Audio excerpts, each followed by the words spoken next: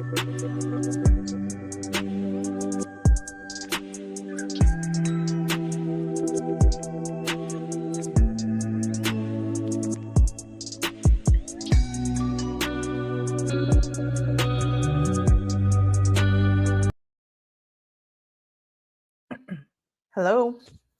Hi. Hi.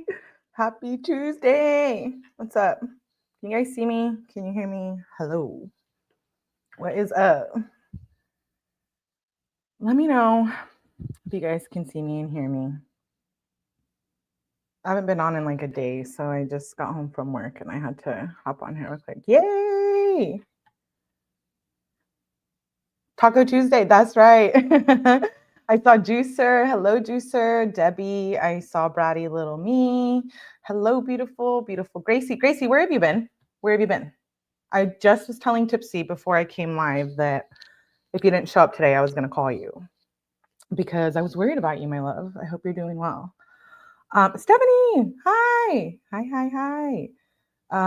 Thank you for buying me a coffee. I appreciate you so much, girl. So much. You sent me that like a couple days ago, I think. Appreciate you very much. Beautiful Sarah. Hello, Sarah. I saw Michelle. Hi, Michelle. Beautiful Michelle. I haven't seen you in a while. I'm glad you are here. Emery, hi. And I saw Point Lover, Tu Punto. What's up, everyone? Okay, cool. You can see me. You can hear me. So as you guys know, oh my gosh, it was a crazy day in true crime yesterday. I know. Sarah Boone got sentenced. Jamie got sentenced. I don't know. Hannah Kobayashi is now not missing. So there's a lot to cover, but I wanted to cover her sentencing because, as I said, I am going to be doing the calls probably tomorrow. I have one more Sarah Boone live I want to do. There's something I want to share about her I haven't seen much of. And then I do want to start the calls for Lee Komoroski. I've got a few put together, so stay tuned for that, which is why I wanted to cover her sentencing tonight. So I know some of you have probably already seen it, but hang out, put your feet up, kick back. We're cool here and we'll get through this. I fast forward through the breaks so we're not watching just the regular parts. And hi, if you're new here, welcome. Thank you for being here. And I love all of you who are here. Thank you for supporting and all the people in chat. You know. Okay, so let me know if you can see this on the screen and hear it. Lee Komoroski gets sentenced, and this is the sentencing. I know the audio might suck, so you might have to pop some headphones on because Law and Crime, it's their audio. So let me know. And reckless homicide, 2023 GS 103985.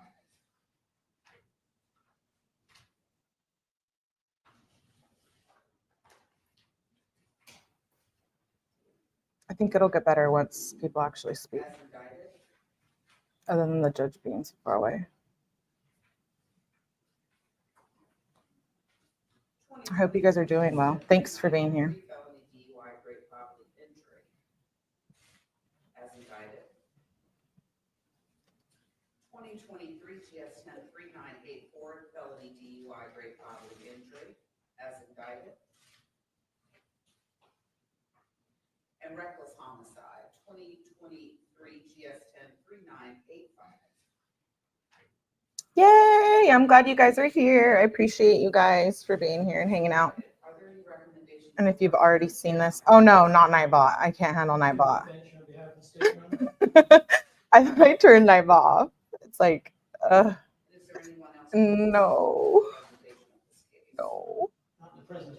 We've had a love-hate relationship. And Ms. Wilson is present as well. Yay, Gracie, did you hear what I said?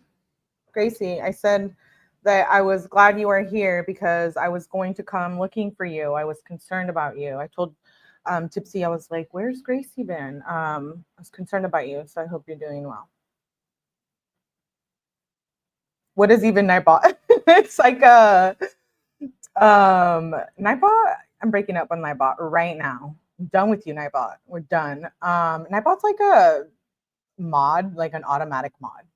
But sometimes 𝗏𝗏 gets a little crazy and just goes off. So I have to like fix 𝗏𝗏. Yeah. to fix 𝗏𝗏. Who's appearing on behalf of the True defense? story.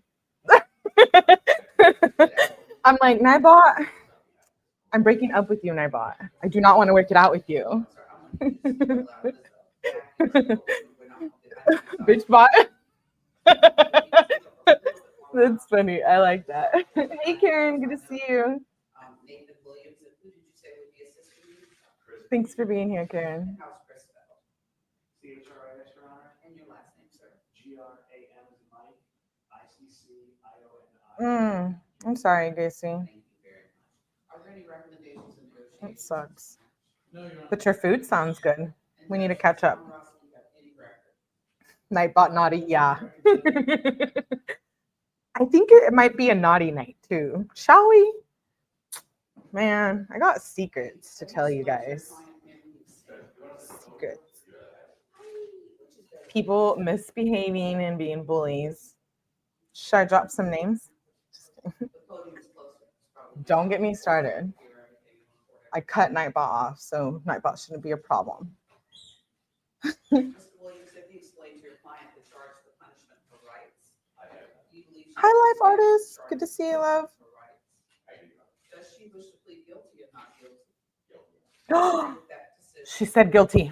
Has she ever been evaluated to determine her competence? Mhm. Have you Guilty, explained she to her says. the Violent and serious classification. And have you also explained to her the collateral consequences of these offenses, that being the suspension? Did you guys expect that? Be honest. Did you think she was going to plead guilty? I didn't.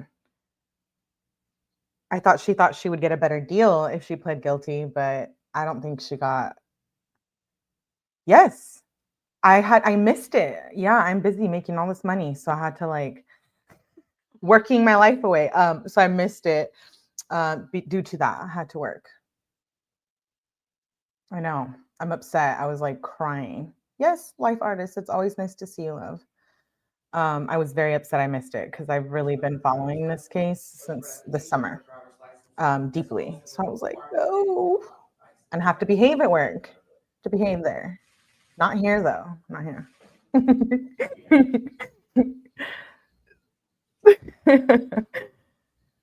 I know, Sarah, you told me that. Nope.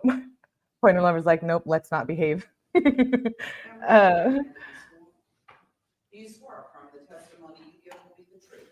Yeah, that's sad, Sarah. It's wild, you know him. You can put your right hand down. I need you to speak a little more loudly for me, please. State your Okay, full well, name for the you can record. tell me more now, Stephanie. It's happened. What was the last grade you took? Okay, let's listen. In what discipline?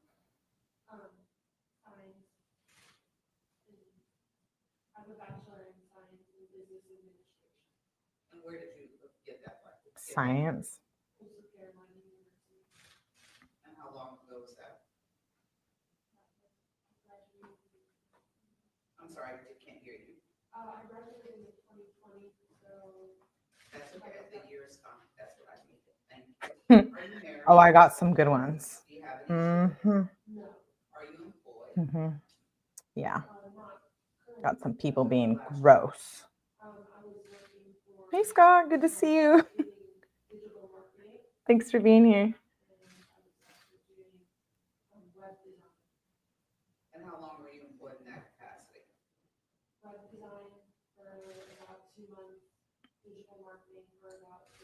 Wow, Sarah. Are you on probation or parole? No. Ever been treated for the abuse of alcohol, drugs, or mental illness? I'm now in AA. Share your dinner. I haven't had dinner. Been in AA. Dame. Dame. Por favor. And so what year was that? That was 2023. Last year, Jamie couldn't remember. Last year, 2023. Still engaged in AA? Yes, very much. Have you had any drugs, alcohol, or medication in the last 72 hours? Yes. What have you had? My anxiety medication. And what is that? Mhm. How often do you take Lexapro? 2 times a day as needed. Is that affect your ability to understand where you are or what you're doing? She looks so different, huh? On the offense of felony DUI, how do you plead? Guilty, Your Honor. Do you understand the minimum is? Wait till you hear the calls. 25 years and a You're gonna be minimum fine of pissed. $10,100 and a maximum fine of $25,100. Yes, Your Honor. Do you understand that it's classified as violent and serious? Yes, Your Honor. Do you understand that under South Carolina law, Mhm. that subjects you to enhanced penalties? Yes, Your Honor. Do you understand that if you receive 2 additional serious offenses, you could face life without parole?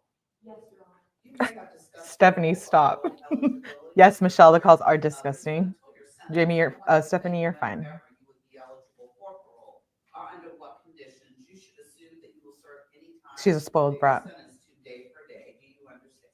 Yes, Your She's Honor. entitled, selfish On brat. 2 counts of felony DUI, great bodily injury, how do you plead? Guilty, Your Honor. Do you understand that the minimum is 30 days and the maximum is 15 years? Yes, Your Honor. Do you understand that the Guilty. maximum fine is a minimum of $5,100 and a maximum of $10,100? Yes, Your Honor. Do you understand, and I'll go over that later, I apologize, I'll come back to that. On the offense of reckless homicide, how do you plead? Guilty, Your Honor. Do you understand the maximum penalty is 10 years and or a minimum fine of $1,000 and a maximum fine of $5,000? Yes, Your Honor. Do you understand that on the reckless homicide, that your license will be revoked for 5 years?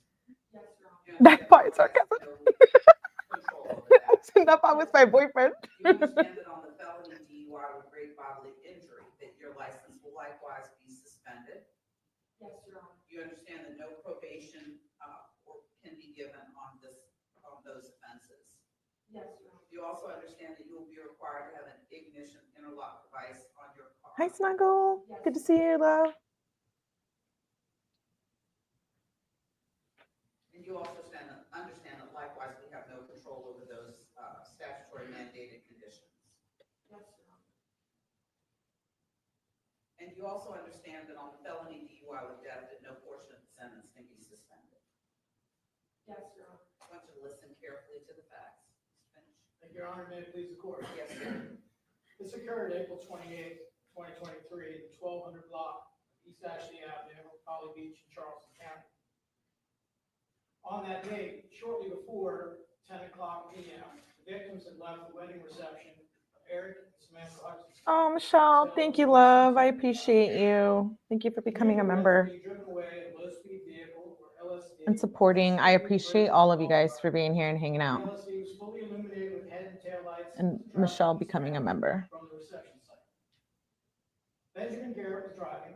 His son Appreciate William was that riding next very to him in much. the passenger seat. On the rear of the LSD was newlywed couple Samantha Miller Hutchinson and Aric Hutchinson. The path of travel was on West Ashley Avenue, across Center Street, and they continue on East Ashley Avenue towards the rental house. At approximately the same time as the victims were leaving the reception, the defendant was wrapping up an outing with new coworkers at a bar on Center Street, Folly Beach. After leaving that bar, Ms. Komoroski stopped by another neighboring bar, alone, for a single shot of tequila before getting into a rented 2023 Toyota Camry to drive home to her residence on James Island. The investigation revealed that in an hour and a half prior to the collision, Oh my gosh, she looks so different. alcoholic drinks. However, instead of leaving the island via Center Street toward Folly Road and James Island, the defendant headed eastbound on East Ashley as well. Following the victim's LSD, albeit the LSD would have been significantly further up the road. While on East Ashley, the defendant traveled well over the island-wide speed limit of 25 miles an hour as she closed on the LSD.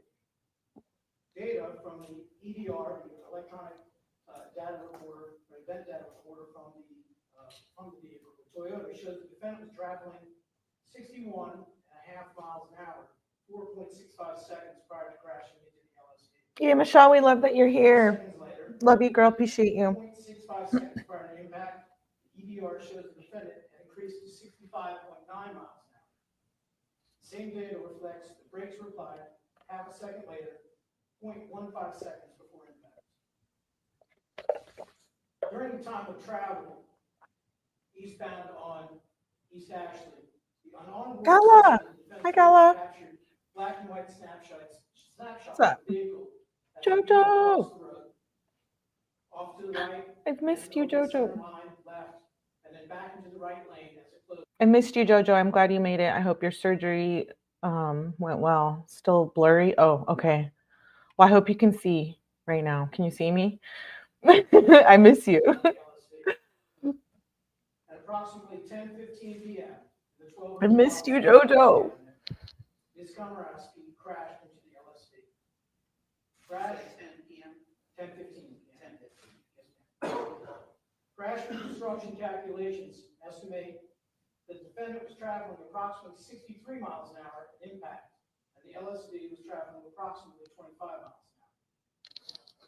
Samantha Miller Hutchinson was ejected from the rear-facing seat onto the hood of the Toyota. Aric Hutchinson was ejected over the vehicle, landing near the point of impact. Benjamin Garrett was ejected from the vehicle onto the roadway. Brogan Garrett was ejected from the right side of the LSD into nearby ground cover. Brogan suffered injuries. Oh, okay. You just had it on one eye. Benjamin I suffered hope you severe heal head injury, well and fast. which was treated in the burn unit at MUSC, and injuries to his right hip and lower back. Ben will require further surgeries to address his other injuries, including a right hip replacement, a fusion of the right SI joint, Hey, Tony. possible fusion of his neck and back Good to see you, vertebrae, love. and surgery to address arthritis in his affected joints. Aric suffered 2 broken legs. Hey, Jenna One Gypsy. required Good to see you. surgical intervention to repair, Glad you made it. fractured facial bones, fractured vertebrae, also necessitating surgery, brain bleeds, numerous lacerations over his body. Additionally, his left eye was damaged, and the prognosis regarding his vision will develop over time. He necessitated surgery to fix the lid to that left eye, enabling it to close. And currently suffers. We love you, Jojo. Future surgery will be assessed. Samantha Miller Hutchinson died from blunt force trauma to her head and neck. Citizens that were staying or living in the area of the crash immediately responded to the site and called 911. Among those who responded were 2 nurses that happened to be staying nearby. They, along with others, began triaging the victims. Neither detected any pulse from Samantha. As a call for assistance was dispatched, officers from Folly Beach rushed to the scene. Sergeant Halpern, who was also trained EMT, was the first responder. On his travel to the site, and knowing the severity of the crash and the injuries, Halpern's speed from his cruiser's GPS topped out at 58 miles an hour. It was essentially consistent around 44 miles an hour with lights and sirens operating. Sergeant Halpern. All the cameras. Also, We know that's you, Court TV. attempted to Long crime. resuscitate Samantha using CPR and an AED. Ultimately, they were not successful. Samantha was declared deceased at the scene. Folly Beach Police Department put out a call for assistance to the scene and to handle other calls while working this crash.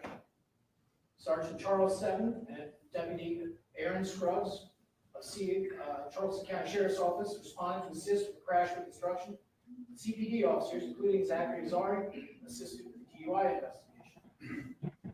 𝗟𝗶𝗶𝗲, Charleston County EMS, that has transported Aric, Ben, and Brogan to MUSC for treatment in the trauma unit. The coroner was called to respond for Samantha. At the scene, the defendant admitted to driving the Toyota and to drinking 2 drinks prior to the crash. She declined to perform standard field sobriety tests. She was then taken into custody for suspicion of DUI and transported to Folly Beach's Department of Public Safety to provide a breath sample, which she also declined. At approximately 1 a.m. Thank you, Sarah, my love. April 29th, Sergeant Halpern drove the defendant to MUSC for medical clearance. A search warrant was issued for a blood sample from the defendant.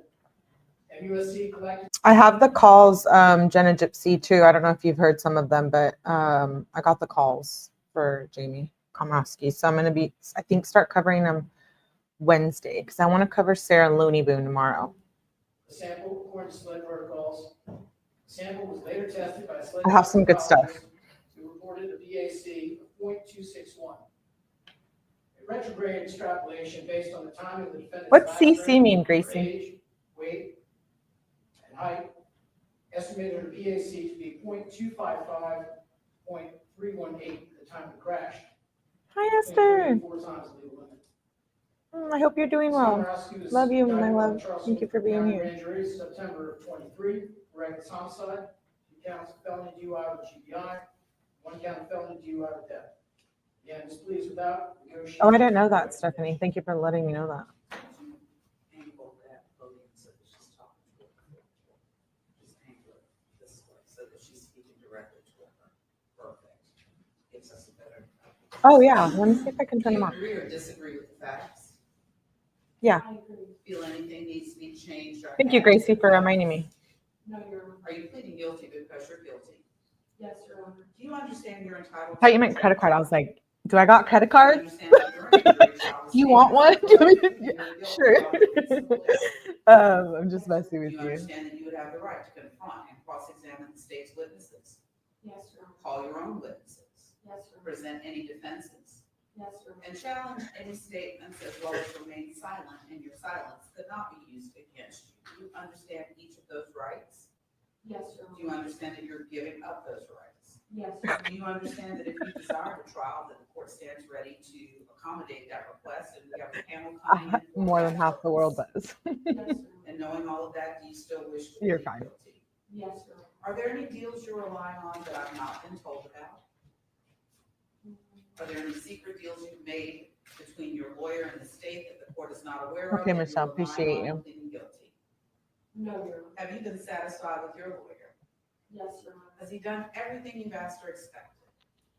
Yes, Your Honor. Any complaints about his services? No, Your Honor. Has anyone promised you anything to plead guilty? No, Your Honor. Has anyone threatened or coerced you?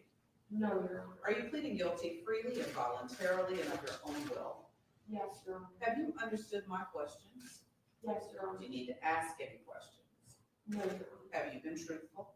Yes, Your Honor. Do you understand that you have the right to appeal each guilty plea and sentence of the court? Yes, Do Your you Honor. understand that you have to do that within 10 days of today in writing? Yes, Your Honor. Do you understand that if you cannot afford an attorney for that process, that one will be appointed to you at no cost? Yes, Your Honor. I find there's a substantial factual basis for each plea, that each plea is going to have it freely, voluntarily, knowingly, and intelligently with the advice and assistance of counsel with whom the defendant has indicated she's satisfied. I will accept the plea. Anything further from the state? And I did not notice, oh, actually, I do notice now, I apologize. But I didn't see the other two victims' names, I'm sorry. Your Honor, And I assume, based on, and I neglected to ask this earlier, and I apologize for my oversight. I assume that, 25 years. that on indictment ending in 3982, which is the felony DUI with death, I assume that. Stephanie says she's smart enough to know that everything we would know would have come out at trial. The jury selected they were in the case of trial. Or, yeah, I agree. Yeah, you have to remind me. Sometimes I forget, Gracie. To turn them on. Ms. Hutchinson's relatives were notified, yes, correct, Your and Honor. some of them are present. That's correct, Your Honor. Is there any restitution? None is being sought by the state. And I assume on indictment ending in 3983, which is the felony DUI, great bodily injury, that Mr. Aric Hutchinson was notified, That's correct, Your Honor. and He's present. he is present, correct? Yes, Your Honor. Is there any restitution? None sought by the state.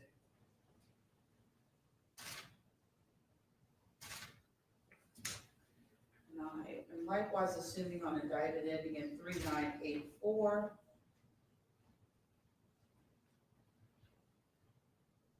that Ben Garrett was notified. That's correct, Your Honor. He's also present in the courtroom. And is there any restitution? None sought by the state. And on indictment ending in 3985,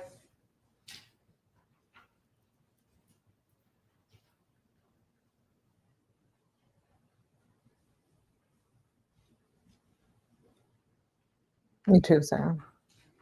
that's a duplicate victim, correct? That's correct, Your Honor. Anything further from the state? Only to notify the court, as you are aware, members of the victim's family who would aware. Certainly. You can call them in the order that you'd like and make sure they speak loudly and clearly for the benefit of the court. You can call them in whatever order you would like. Easy. See you. First would be Ms. Hope you're doing well. Miller, the mother of deceased Samantha Miller. Oh, this is Samantha's mother. We remember her from all the interviews, huh? I haven't seen this. Pam, if you would tell us your name for the record. My name is Samantha. No, it's not. My name is Lisa Miller. I'm Samantha Miller's mom. Yes, ma'am, we'd be glad to hear from you. Take your time. Thanks. You're I welcome. appreciate you allowing me to speak, and Oh no. everybody be patient. I really want to get through this.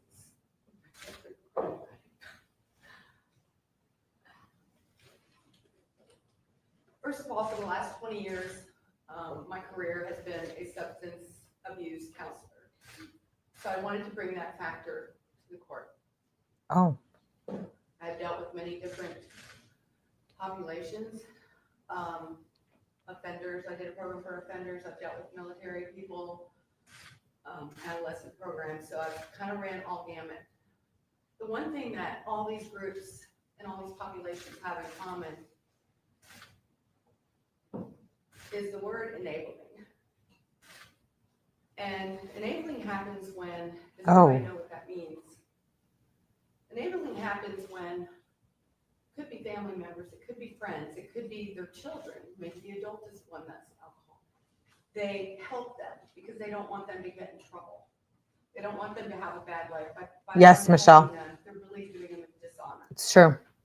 And the only way that somebody that's having alcohol or drug Glad you made it, Lily. issues and addiction can get better is to suffer the natural consequences of their behaviors. Why am I getting weird vibes? In this case, the natural consequences is the legal consequences of what happened, which resulted There's in my Jamie. family's sibling, child, not being here anymore. The good thing about it, if she goes and stays some time in jail, they have treatment in there. AA is not treatment. AA doesn't help somebody who's addicted. It's good once you get to that point where you're gone through treatment, you spent some time in sobriety. Oof. AA is where you go hang out with your other people. And that's it. I know. I don't know what that was about, but I got weird vibes. I feel like I know she's giving like a little background, but I'm like, is this about you, ma'am? I'm sorry if that sounds mean. I'm not trying to be. I'm not trying to be. I'm not trying to Who be. was Sam? I want to talk about Sam because my daughter. And she wasn't Not just me gonna get in trouble up here. just got married and got killed. Bad Melly. Bad Melly. She was a molested child. Oh no. Ugh, I don't want to cry. I'm going to tell a little bit of the story. Bear with me. I got pregnant with Sam. I was single, divorced with an older child. Those things happen. They did not have any help or any assistance. And so I think that bonded Sam and I as being fighters together through life, helping each other until my husband that I met and married adopted Sam and was her dad. So life wasn't always easy for us to get through what we had to get through. It's really hard to figure out how we were going to make it financially. My whole first career was based on being pregnant with Sam. I know it sounds funny, but it's like I have 9 months to get a career. I can't make $10 an hour anymore. So 9 months, hey, I can go to hair school. We figured it out. Like we always figured things out together.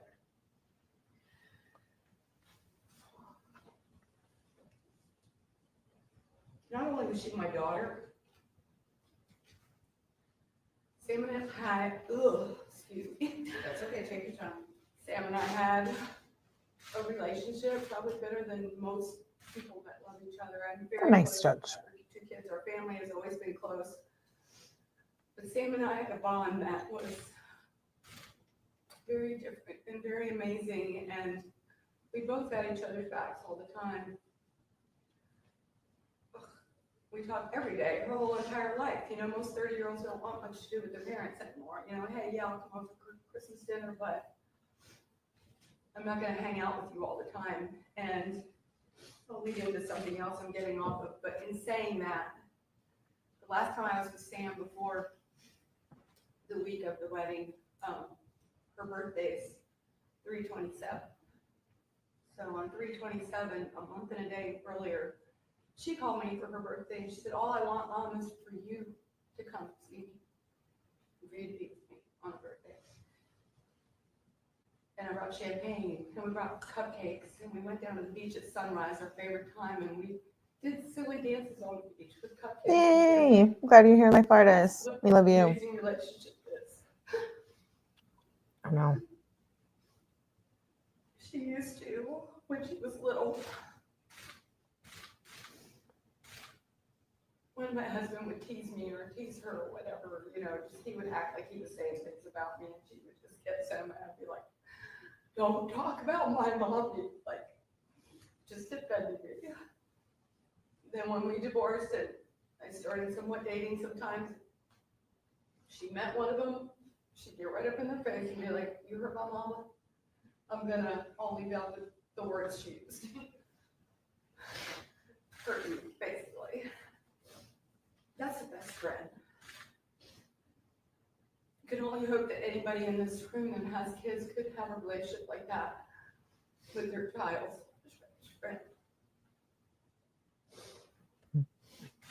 She wanted everybody to feel happy. I had people coming up to me after Sam passed and was like, you know, if they worked with her, if I were gonna go to work and I was in a bad mood, I went anyway because Sam would make me feel better.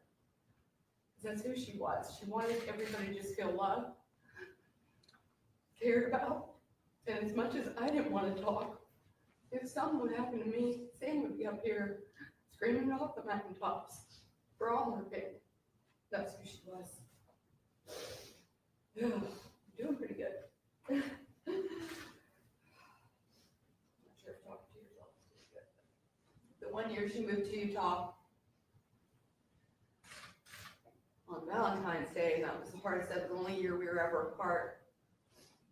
On Valentine's Day, I came home to my house, and my whole driveway was covered with I love you mores in pink everywhere. My whole walkway, my whole door was different color flowers. I mean, different color hearts, red, pink, my whole entire front door. I don't know many kids at 30-something years old that would care about their mom having a good Valentine's Day party or day and want her to feel loved and live in a different state and have one of her friends come over to her mom's house and do this. Not too many.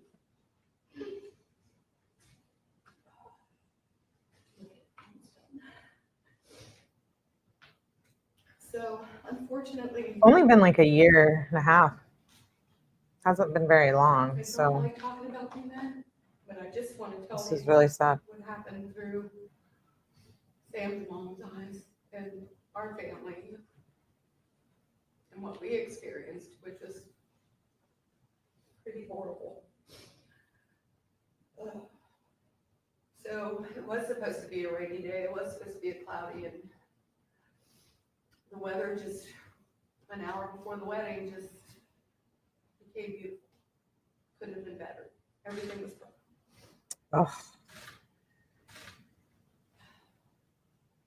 Sam had me hold her phone during the wedding. And when she was on the golf cart, she realized she didn't have her phone. I'm getting ahead of myself, but that's okay. So she said someone to come get her phone. And you don't know how many times we go down the rabbit hole. She had just gone without her phone or told me to come bring it to her or whatever. I mean, it was perfect timing that she got right in front of this car. So we try not to do that too much.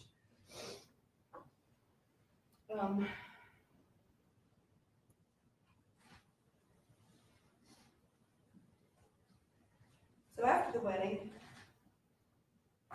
we went to where we were staying in our Airbnb and basically got into some sweats and we're hanging out on the porch and everybody had a good night and pouring a glass of wine, relax, and I'm standing out there and I hear all these sirens Oh no. and the fire trucks, which on a Friday night in Folly, it's not very rare. I mean, they're there all the time, right? But I heard those fire trucks and saw those lights and I yelled, "Something happened to Sam." And Mandy said, "No, Mom." And I said, "Something happened to Sam." That's how much, that's a connection with somebody. I knew. And it wasn't until, I don't even know how long later, somebody came by and was nice enough to ask us if we had heard about the accident. And so she took us down there. Sorry, this arm is work.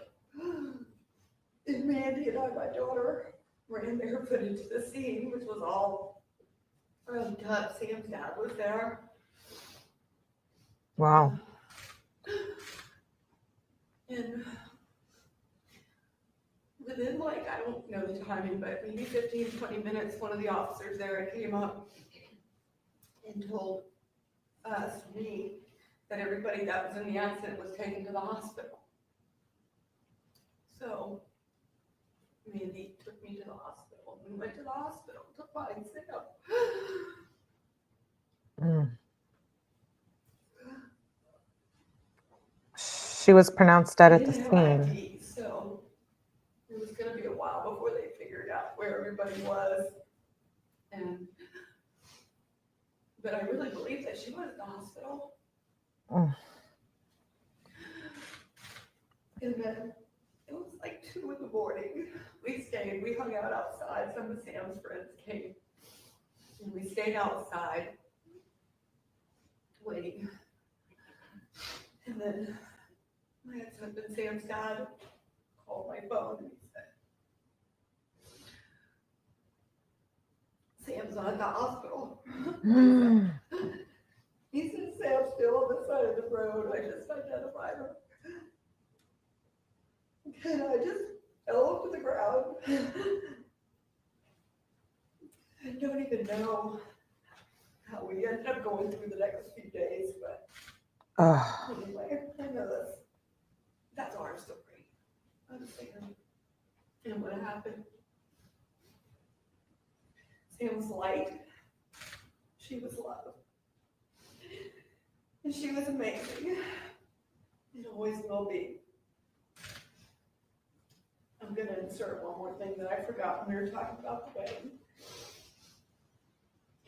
We're almost in there, but another thing that Sam did. She planned the wedding, miserable for really that year planning the wedding, which sucked, but she was kind enough to do her daddy-daughter dance with both of her dads. Wow. Nice enough to include both of them. And then afterwards, we're all standing there ready for the next thing to happen, and the DJ announces special dance for the most special person in Sam's, most important person in Sam's life. And it was me. And she played our song, and that's the last time I hugged my kid. It was on that dance floor. Mm. It was the most beautiful thing a child could do for their mom. Oh no. Just unexplained our relationship.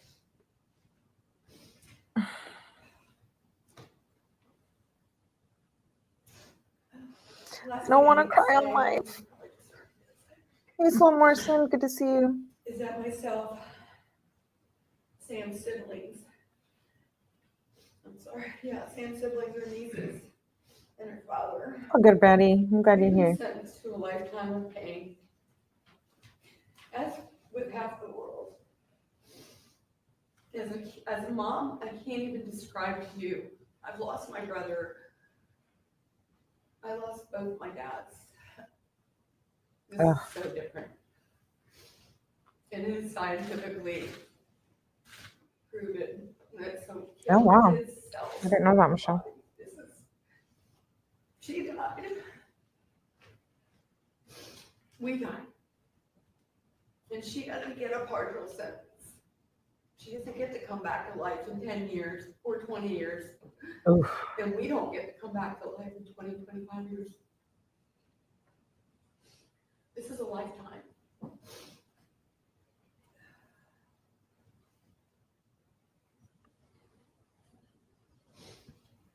Your Honor, I hope that you consider our plea. Lady love. To see the love. girl's plea to hold the defendant responsible for her poor choices and to experience the legal consequences of her action.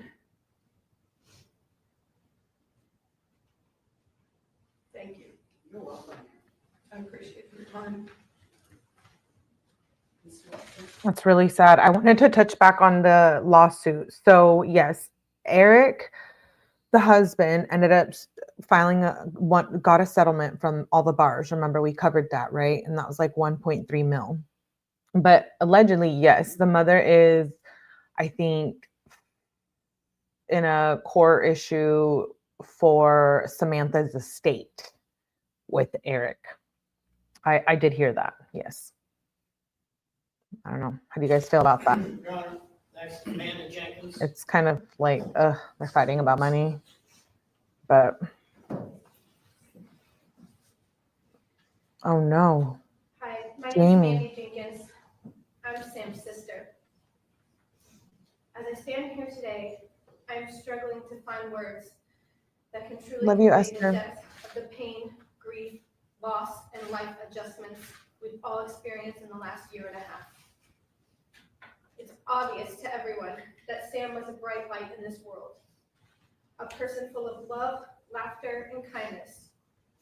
She touched everyone she met with her warmth and compassion. Love you, Sarah. Her death has left a hole in our lives that can never be filled. I will never get to hear her voice, Yes. see her smile, Yes, girl. or share any moments Definitely tell we me. had planned for the future. The pain of losing her is unbearable, and every day feels like a struggle to move forward.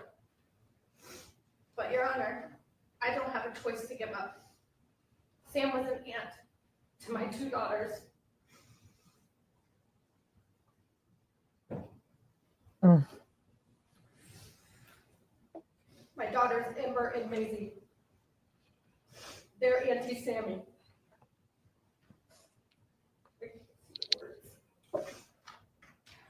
Despite Sam's constant care to everyone, the love she had for them was like no other, and it was mutual. Becoming a mother is the greatest milestone in my life, one Sam will never get a chance to do. My family traveled from Florida to South Carolina on April 20th, 2023, in preparation for Sam and Aric's wedding. And me and my girls never went back to Florida. 12 hours after we found out Sam was killed, Amber asked me why everyone from the wedding was at our Airbnb and why is everyone so sad. I was not prepared to explain death to a 5-year-old yet, especially because it was her Auntie Sammy. For copyright purposes, but I want to touch back on what Sarah said. I may be biased, but I feel like he wants to get justice in every way possible. I can't blame him. He lost his beautiful wife, Sam, after an amazing night. True. Jenna Gypsy says, I mean, they were married, so he should get it. I don't know. It just really sucks. It's always about the money. I think it really sucks that it's always about the money, but I mean, they were married for like, I think 3 hours. I don't know. She was going to marry him, so eventually it would have been, quote unquote, forever, even though forever doesn't exist. But you know what I mean, like marriage. I don't know. I don't know how I feel about that, to be honest. Slow says, I heard the defendant's statement. It was one of the first times I felt she really meant when she said that she suffered from addiction. I do think she suffered from addiction. I do. Jamie, yeah. If you've never experienced trauma, They do I seem like don't a forever wish it couple. You're upon right, Jenna. anyone. Regardless the thousands of dollars spent on therapy, the triggers are immensely debilitating every single day. The sirens, flashing lights, seeing a wedding dress, a golf cart, just the simple task of driving, and many, many more. When I'm with my girls, any of these things come up, they try to protect me. Singing a song loud to drown out the siren noise in hopes a grief wave doesn't hit me and I quickly spiral. Ugh. Day to day, if I say, hey, mommy's just going to the grocery store real quick, Ember and Maisie quickly panic, having to say goodbye multiple times just in case I don't come back, in their words, like what happened to Auntie Sam. Ugh.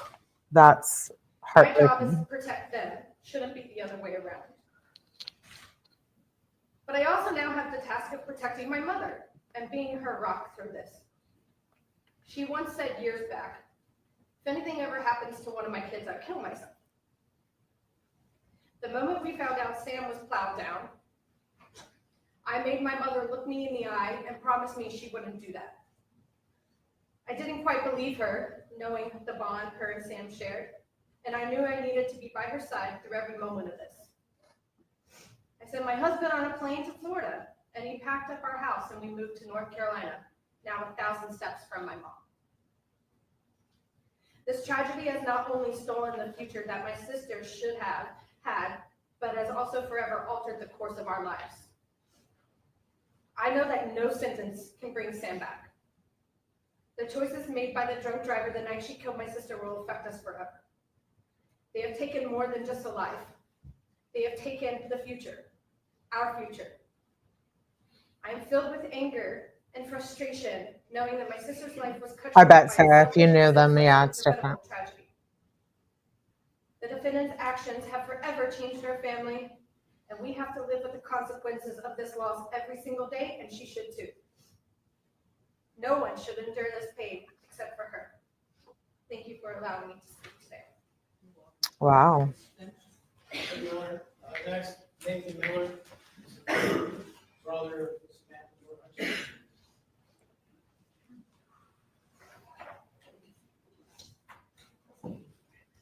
Nathan Miller, Sam's brother. Yes, sir. It's not much that hasn't been said. Just really brief. But Wow. I'm sure as you and everyone else can see and hear that how hard it's been on our family to go through something like this. It's unimaginable. If you haven't been through anything like this, then won't really do it any justice for me to try to put it into words. And if you have, then I don't need to put it into words for you.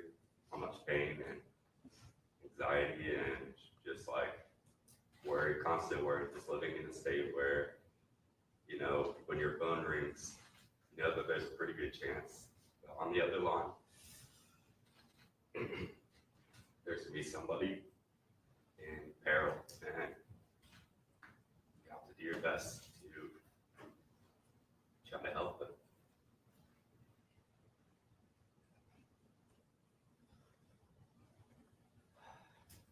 Not only do we have to deal with the loss ourselves, but we have to watch our loved ones go through it as well. Wow. The last thing I'll say is just hope that the sentence is the maximum, because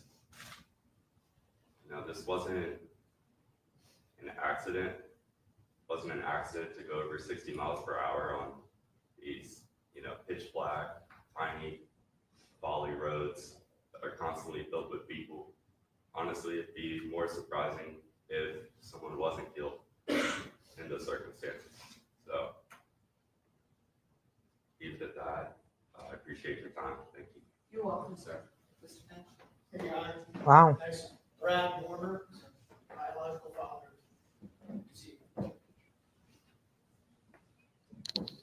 Oh, her dad? Is that her dad?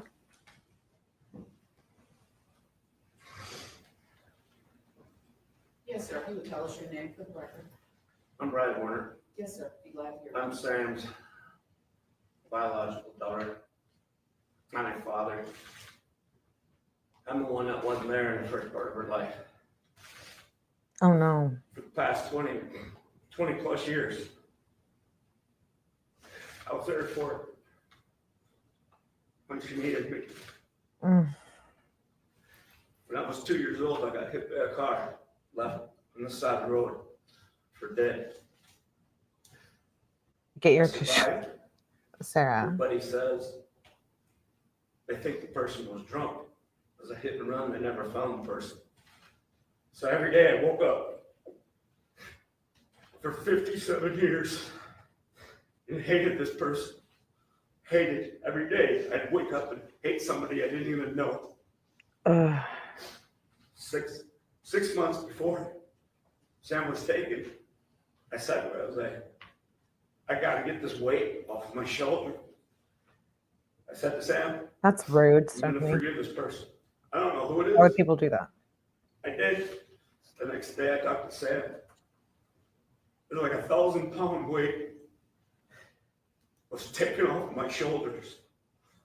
I felt like I could fly. 6 months later, the hatred is back on with vengeance. I've never felt this much weight. Oh no. This person, he took such a beautiful person away. She was loved by so many. I didn't realize how many people over the past year and a half I've heard from people that actually hate you. And they love Sam, they never met Sam, don't even know Sam. For the rest of my life, I'm gonna hate you. Oh my gosh. And when I arrive in hell and you come there, I'll open the door for you. Wow. You have ruined so many people's lives. Holy. And I hope you understand what you did, because you've taken no responsibility for what you've done. You can apologize all you want later. I will not listen to a word. It's not worth it.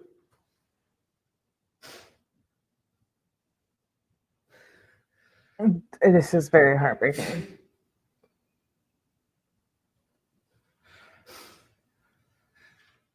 Everybody used to call Sam a female version of me. Because we say what we mean and we mean what we say, and she always did. She was a beautiful soul. Thank you, Your Honor. Oh my gosh. Thank you, Your Honor. Next, Aric Hutchinson. I think we're all kind of feeling the same, yeah. I'm sorry, I didn't want us to get like all sad tonight. But it's real life. It sucks.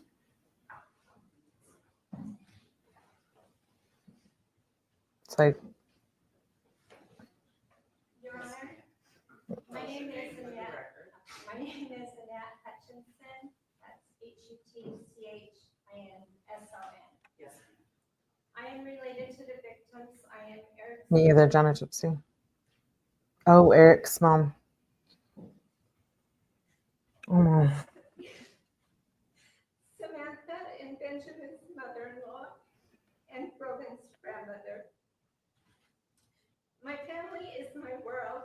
My children and grandchildren are everything to me. All that I do is for my family. Yet until today, I've spent the last 19 months watching helplessly as this horrific event and aftermath unfolded, Mm. shattering the lives of 2 out of my 3 children, and ending the beautiful life of my beloved daughter-in-law, Sam. Sitting here today is the one thing I can do for them. Your Honor, I ask you to please consider Sam when you impose your sentence. Sam joined our family in March of 2019 when she chose my son. She was a force so lively and so full of love, especially for my son, Aric. It was apparent to all of us they had both found the love of their lives. For over a year, Sam planned every detail of her wedding, a first marriage for both. She was excited and counting down the days, unaware she was also counting down to her own tragic death. On their wedding day, I had never seen Ugh. Sam or Aric On their so wedding night. their faces lit with smile the entire time. Even as they waved goodbye from the golf cart they were riding on to start their life together. Photos in the video of the day captured the magic, but they are now too painful to watch or look at. Because our lives were forever changed moments later by the defendant when she recklessly sped through a quiet residential neighborhood into the back of the golf cart. In the police report, a witness described the crash as sounding like a bomb's explosion. That statement replays in my mind, thinking of the 4 of them struck in such a manner. The next day, I had the horrific task of telling my son that his new wife had died. After he repeatedly asked during moments of consciousness, "Where is Sam?" I cannot describe to you the pain I felt as I watched my son's face process this. And I knew what he would say before he said it. It should have been me. Later, my husband and I spent a week cleaning and repairing Sam's wedding dress so it was presentable to Aric, because he did not get to see Sam after she was killed. So he wanted to see what she was last wearing in his final memory with her. Oh my Your gosh. Honor, I ask you to please consider my children and grandchildren when you impose your sentence. The night of the crash, my son Aric and son-in-law Ben both sustained injuries from which they'll never fully recover. I'll never forget the shock of arriving at the scene. I wish we could have shielded my other 4 grandchildren from the trauma of it, but we were from out of state, so we had no option but for them to accompany us. My memories from the scene are vivid and fixed in slow motion. My daughter being held from running to her unrecognizable husband Ben where he lay, her slumping to the ground, Oh. the police officer who stopped me to verify if they had found the correct number of victims, and my own realization at that moment that my son and Sam were there also. I recall the onlookers' expressions telling me more than I wanted to accept. My other son, Adam, and his family arrived and tried to comfort my daughter's 2 children. He wanted her wedding dress. How sad. Yes, Stephanie, that's okay. Thank you for being here. I appreciate you. She cleaned Sam's wedding dress. I know, it's like how horrific on their wedding night. It is a very brutal case. Yes, Sarah. And yes, Flo, I know it would be wild to be in the courtroom. I just, While my daughter ran up to him and screamed, "It's Sam and Aric too!" Each devastating detail is permanently etched in my memory, including the moment when we found out that mere minutes after the happiest moments of her life, Sam had died. My son stayed at the scene and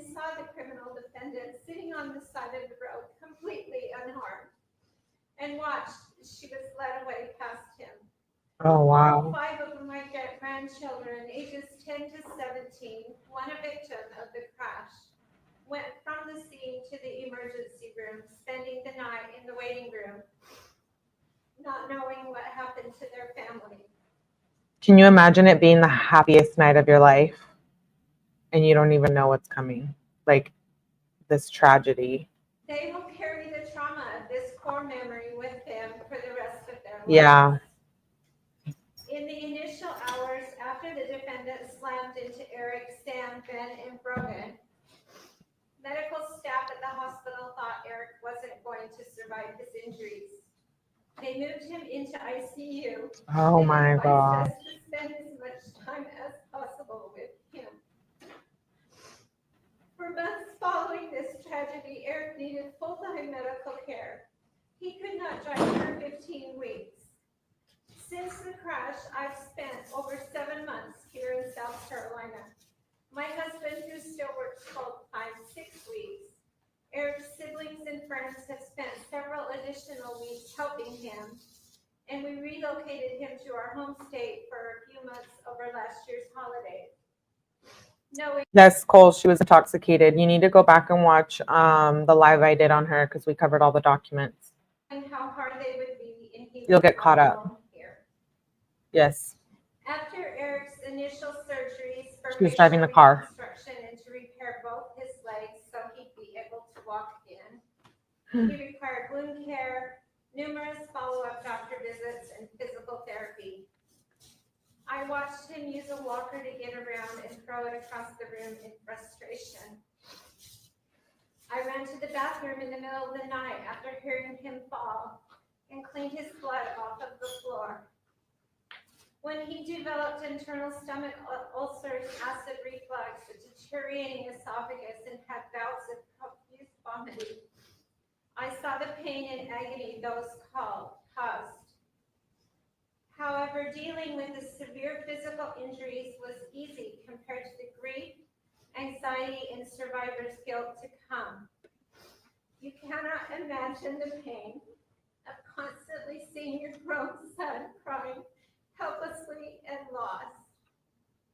For months upon my awakening, I would go check to see if my son was still breathing.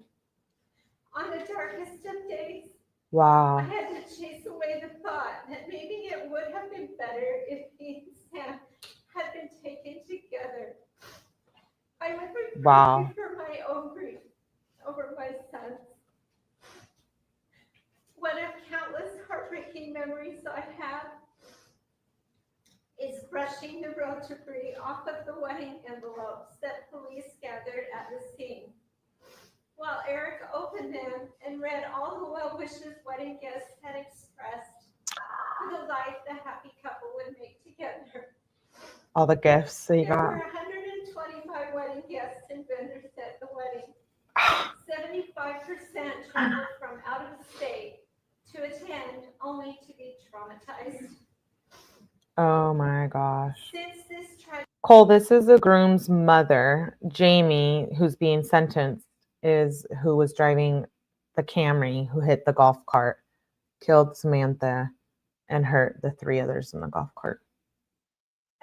Like I said, if you guys haven't watched that other live, go watch it. and 3 times Support was your girl readmitted to there. the hospital for severe anxiety attacks, nausea, and dehydration. His most recent visit was only 3 weeks ago. I know some here see Ben and Aric as the men they appear on the exterior. What are not visible are the internal injuries, the scars hidden by clothing from the multiple surgeries both have endured. You don't see the constant physical pain that has become a part of their lives. The Slow. pain doesn't stop there. The emotional pain, the post-traumatic stress disorder, anxiety, survivor's guilt, and grief have been constant for these 19 months. You don't see the daily struggle, the arthritis setting in, and the future surgeries they've been told will be necessary to control pain and enable both men to remain mobile as they age. You don't see their limited abilities. They're unable to do activities they did before and must rely on others. Both are facing a difficult fight for the remainder of their lives. Yeah, if you didn't watch my first live on this, I have the documents, the settlement, the affidavit, and like a bunch of other stuff that I had on there. So make sure you guys check it out. Hit the like button. Do all the YouTube things. Do it. Do it now. Yet he was struck by a car at 65 miles per hour while sitting next to his father, thrown several feet, landing close to his new and now deceased Aunt Sam. His view of Sam shielded by another young girl who had ran out of a nearby home, until he was placed in an ambulance and taken to the emergency room. I know Brogan struggles with his own PTSD, anxiety, trauma, and grief, but mostly in silence, because he sees the physical and emotional struggles of his father and uncle. And I know he feels lucky, but I worry for him when he starts to recall the trauma of the day. Your Honor, I need you to please consider the irreparable damage the criminal defendant has caused our families when you impose your sentence. Look at her. I'm standing here today to tell you I don't know if my son will ever Is there emotion? be okay or know happiness again. I do feel bad for all of them. Shadow. We go through our day to day. We even smile for pictures, but it's not real. Me too. Or the life we had. Casey. None of us will recover from losing Sam. Thank you, Flo. Although unseen, the emotional damage is constant and at times relentless. Your Honor, please don't prioritize the defendant's life over the life of Sam and the life sentence of pain and suffering inflicted on Aric and Ben. Please send a clear message to the defendant that she must take responsibility for her actions, and to others that taking a life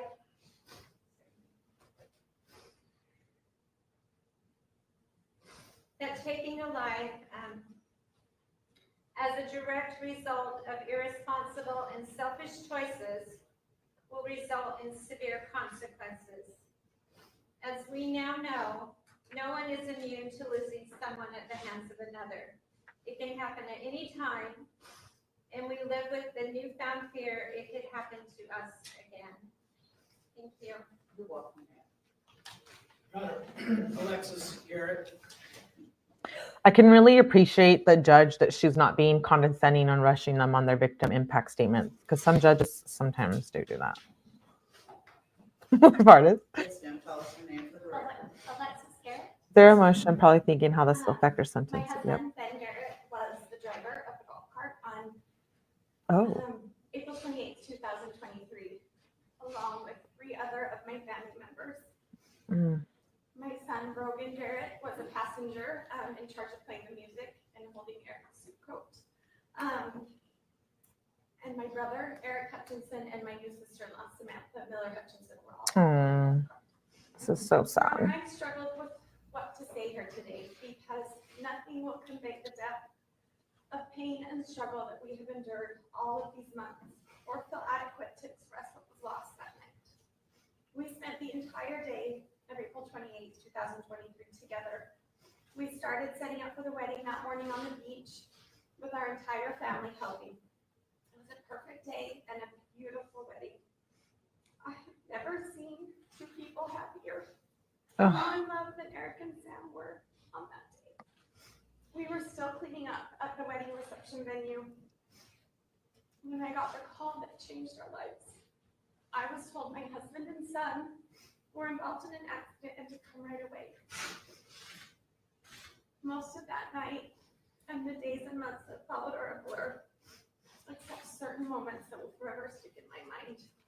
Can you imagine it being like an amazing night and then this, like the adrenaline is rush there is probably like, beautiful Augie. You're fine, my love. I'm glad you're here. Good to see you, love. Always happy to see you, beautiful Augie. So many police and medical vehicles running in my bare feet to the crash site. Seeing the chaos destruction. Seeing what I didn't even recognize. I can't even imagine. Small parts scattered across the road. Seeing my husband in a terrible state, lying on the road, covered in blood, and then being loaded onto the stretcher. I was not allowed to get close to him or anyone there. I remember the moments of despair as I could not see anywhere where my 17-year-old son was. The confusion and the chaos of the scene, and the kind bystanders who held my mom and I as we tried to comprehend what was happening, and as we learned that Sam and Aric were also involved. Being told to go to the hospital, praying with my other 2 children in the car on the way to the hospital, arriving at the ER not knowing who was there or what condition they were in.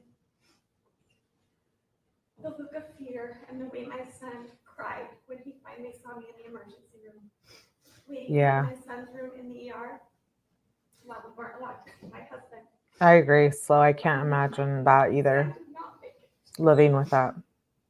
Then hearing that my brother was also not doing good and wasn't expected to make it. I remember the worry of not knowing whether I should leave my son and husband when we didn't know the extent of their injuries, so that I could go up to the ICU to say goodbye to my brother. Fine, life artist. It was all too much. It was so much tragedy. I'm trying to figure out how to help so many people I loved all at once. It felt like we were constantly trying to triage all of our family members while staying in a rental house 2,000 miles from home. The days that followed were heavy as we tried to comprehend the loss of Sam while trying to navigate the physical injuries Aric and Ben both had. I remember going floor to floor to each of their rooms in the hospital to see them, all while my son recovered at a rental house with my other 2 children. That day that started out so blissfully happy ended in absolute tragedy. The defendant stole the life of the most vibrant woman with the best laugh and the most gorgeous smile. Losing Sam created an irreplaceable void in our family. The pain of losing her is an ever-present reminder of how fragile life can be, and it has left us in a state of grief that is difficult to put into words. My brother Aric is never going to be the same. I have never experienced that depth of pain and sorrow when we were in his hospital room the days following.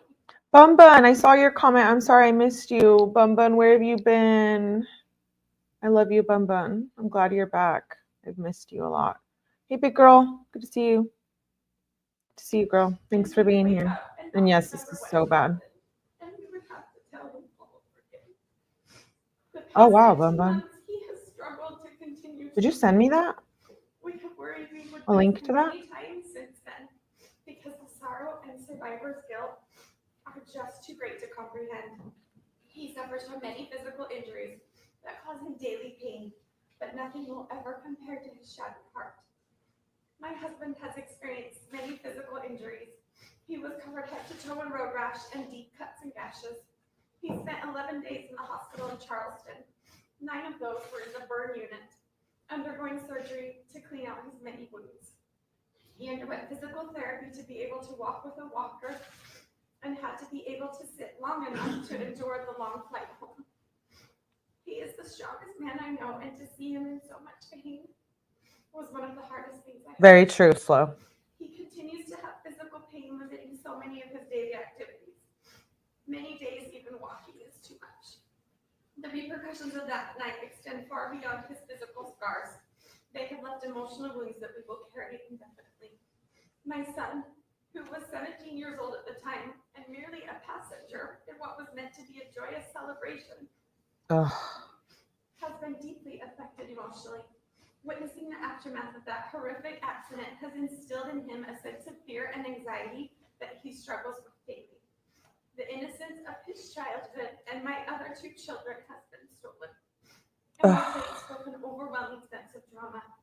It is heartbreaking to see my children struggling with feelings they should never have had to experience at such young ages. Being here today was a conflict for us.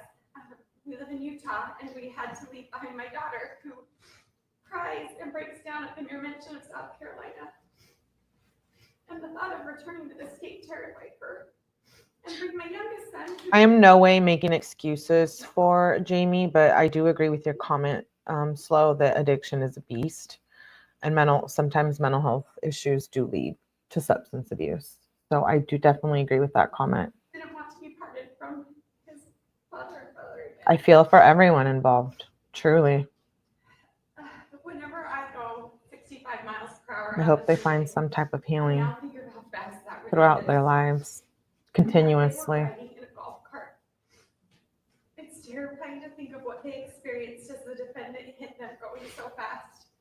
We know that it is nothing short of a miracle that these three men are still with us here today. Okay, thank you, Bun Bun. With that, I'm gonna look at this after the live. she is love and light, and the world will not be the same without her. Australia cases are wild, the ones I've recently heard of. And suffering that we have due to this completely preventable tragedy. I do not believe this was merely a single act of recklessness. It has destroyed our family, shattered dreams, and left lasting scars on all of us. We will never be the same. Ours is a life sentence without Sam, and with all of the physical and emotional Yes, injuries Sarah. the defendant has left in her wake. Thank you for your time, Your Honor. You're welcome. Thank you, Your Honor. Next, Rogan Garrett. Oh, he's the one in the accident, huh? My name is Rogan Garrett, Spell your first name for us, sir. BROEAN. And on She's February like- 28th, 2023, me and my She's family nothing were to say. on a fun vacation to support my uncle and aunt. What was supposed to be a joyous and celebratory day turned into a nightmare that will haunt me and my family for the rest of our lives. That night, after my aunt and uncle's wedding, an intoxicated Lee Komoroski struck me and my dad while we were taking my aunt and uncle to their rental. Shout out to Brogan for going up there and The crash took my aunt's life. A bride I can't celebrating the happiest talking day of her saying life this. I can't imagine. just hours earlier. We missed you, Bun Bun. She was full of love and laughter and light, and her absence has left an unfillable void in our family, as well as others who had to have Sam grip their trauma. lives. The impact of this tragedy Very goes brave. far beyond her death. My father and uncle were severely injured. My uncle to the point that he was not supposed to make it through the night. My father endured immense physical pain, a long hospital stay, and grueling recoveries as well as having to watch my biggest role model and protector in my struggle that much to walk just a couple of feet, Oh, no. to sit up in a chair, and to watch him sit out while me and my brother would play catch. I too was injured, both physically and emotionally. The images of the mangled golf cart, staring at the leaves of the trees as sirens blared and lights flashed across them. My ride in the ambulance to the ER. Finally getting to the ER and hearing my mom tell me what was going on. Finally seeing my dad in the state that he was in. And listening to him groan. I have like no while words. My mom shared the news with me about Sam. My thoughts were racing while I was young, wondering what was going to happen to our family. And thoughts of the brand new marriage that got ripped apart in seconds. These are things that I relive daily. The fear of getting rear-ended again has haunted me since that day. And I cannot stop checking my rearview mirror while I drive. I can actually really empathize with that. Someone rear-ended me a couple years ago. And anyways, it ended up being a whole legal case as well. But someone rear-ended me and I did have really bad PTSD for like, it was like 8 months. Like went through it. mental impact is bad. has caused me to often wonder how anyone It's very would be bad. supposed to drive while intoxicated. It's debilitating. My mental health went down. It was not a pleasant experience. The decision to drive under the influence is not reckless. It's selfish and cruel. So I feel It is for an anyone act that destroyed a family and robbed us of a who's loved been one through we this. could never- Hugs. never get back. Hugs and kisses to all of you. This accident didn't just affect our bodies. It Thank shattered you. I our hearts and appreciate broke you. the spirit of the family that had come together for love and celebration. Instead of remembering that day for the joy of a wedding, we now associate it with grief, trauma, and loss. The few more days that I spent in Folly Beach Mhm. were not pleasant. When I finally returned to the rental that we were staying at, Thank you, there was a Stephanie. dull feel to everything.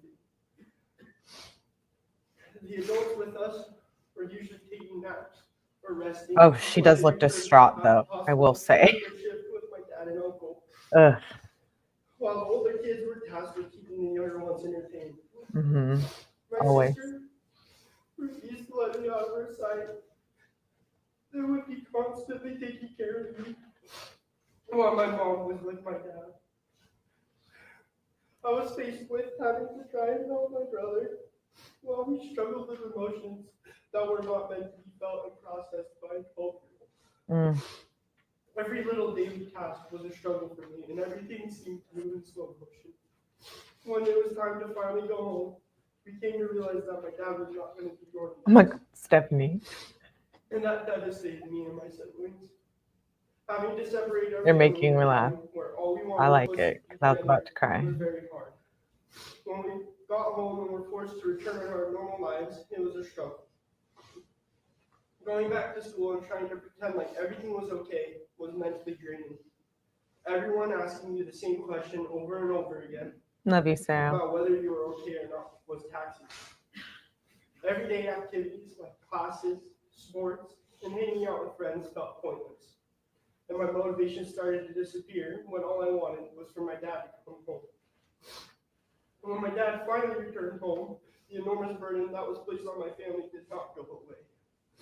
While still having to help my dad recover, we were also hearing stories about how my uncle was doing back in South Carolina. They were hard to hear, and the combination of watching my dad struggle to recover from his injuries made it hard to keep our hopes up for a better future. The justice process that followed was daunting and placed a lot of stress on me while I was trying to navigate this foreign world that I was dropped into. The big toll on my mental health and the fear of losing another family member has also affected many big decisions in my life. I agree, big One of girl. those decisions being after graduating to serve an LDS mission, which I was preparing my whole life to do and was looking forward to. I hope the court will consider the profound impact that Lee Komoroski's actions have had on me and my family and my future. I ask for accountability and justice, not only for the harm done to us, but to send a message that such choices have devastating and irreversible consequences. Thank you for allowing me to share my story. I'm here for it, Brogan. That was beautiful, wonderful, great, great, great statement. In my opinion, Jamie Lee only feels for Jamie. Right. Yeah, we're going to listen to some of those calls. It's hard to listen to some of those after, like, just deep diving this, you know? It's like, you look at it like, ugh. And then after this, I'm just like, ugh, these calls are probably going to be rough. Yeah, I agree, Bun Bun. I'm recovering addict, so I have empathy for those in addiction. Yes, Slow. I do agree with that as well. Nicole, hello, love. I'm glad you made it. You guys are distracting me a lot in a good way. Yes, we're here for each other. And, you know, Gracie says, sorry, Melanie, I'm an eye for an eye. The world changed. Not everyone has a mental disorder because they drink tequila addiction. Yes, but that's treatable and parents should help.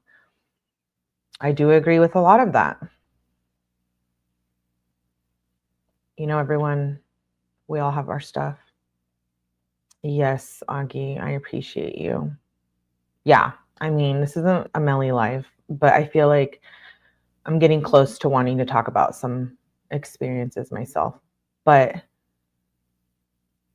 no, it's okay, Gracie. Everyone's entitled to their opinions, and we all have different life experiences. We're all wired differently. We all experience trauma and pain.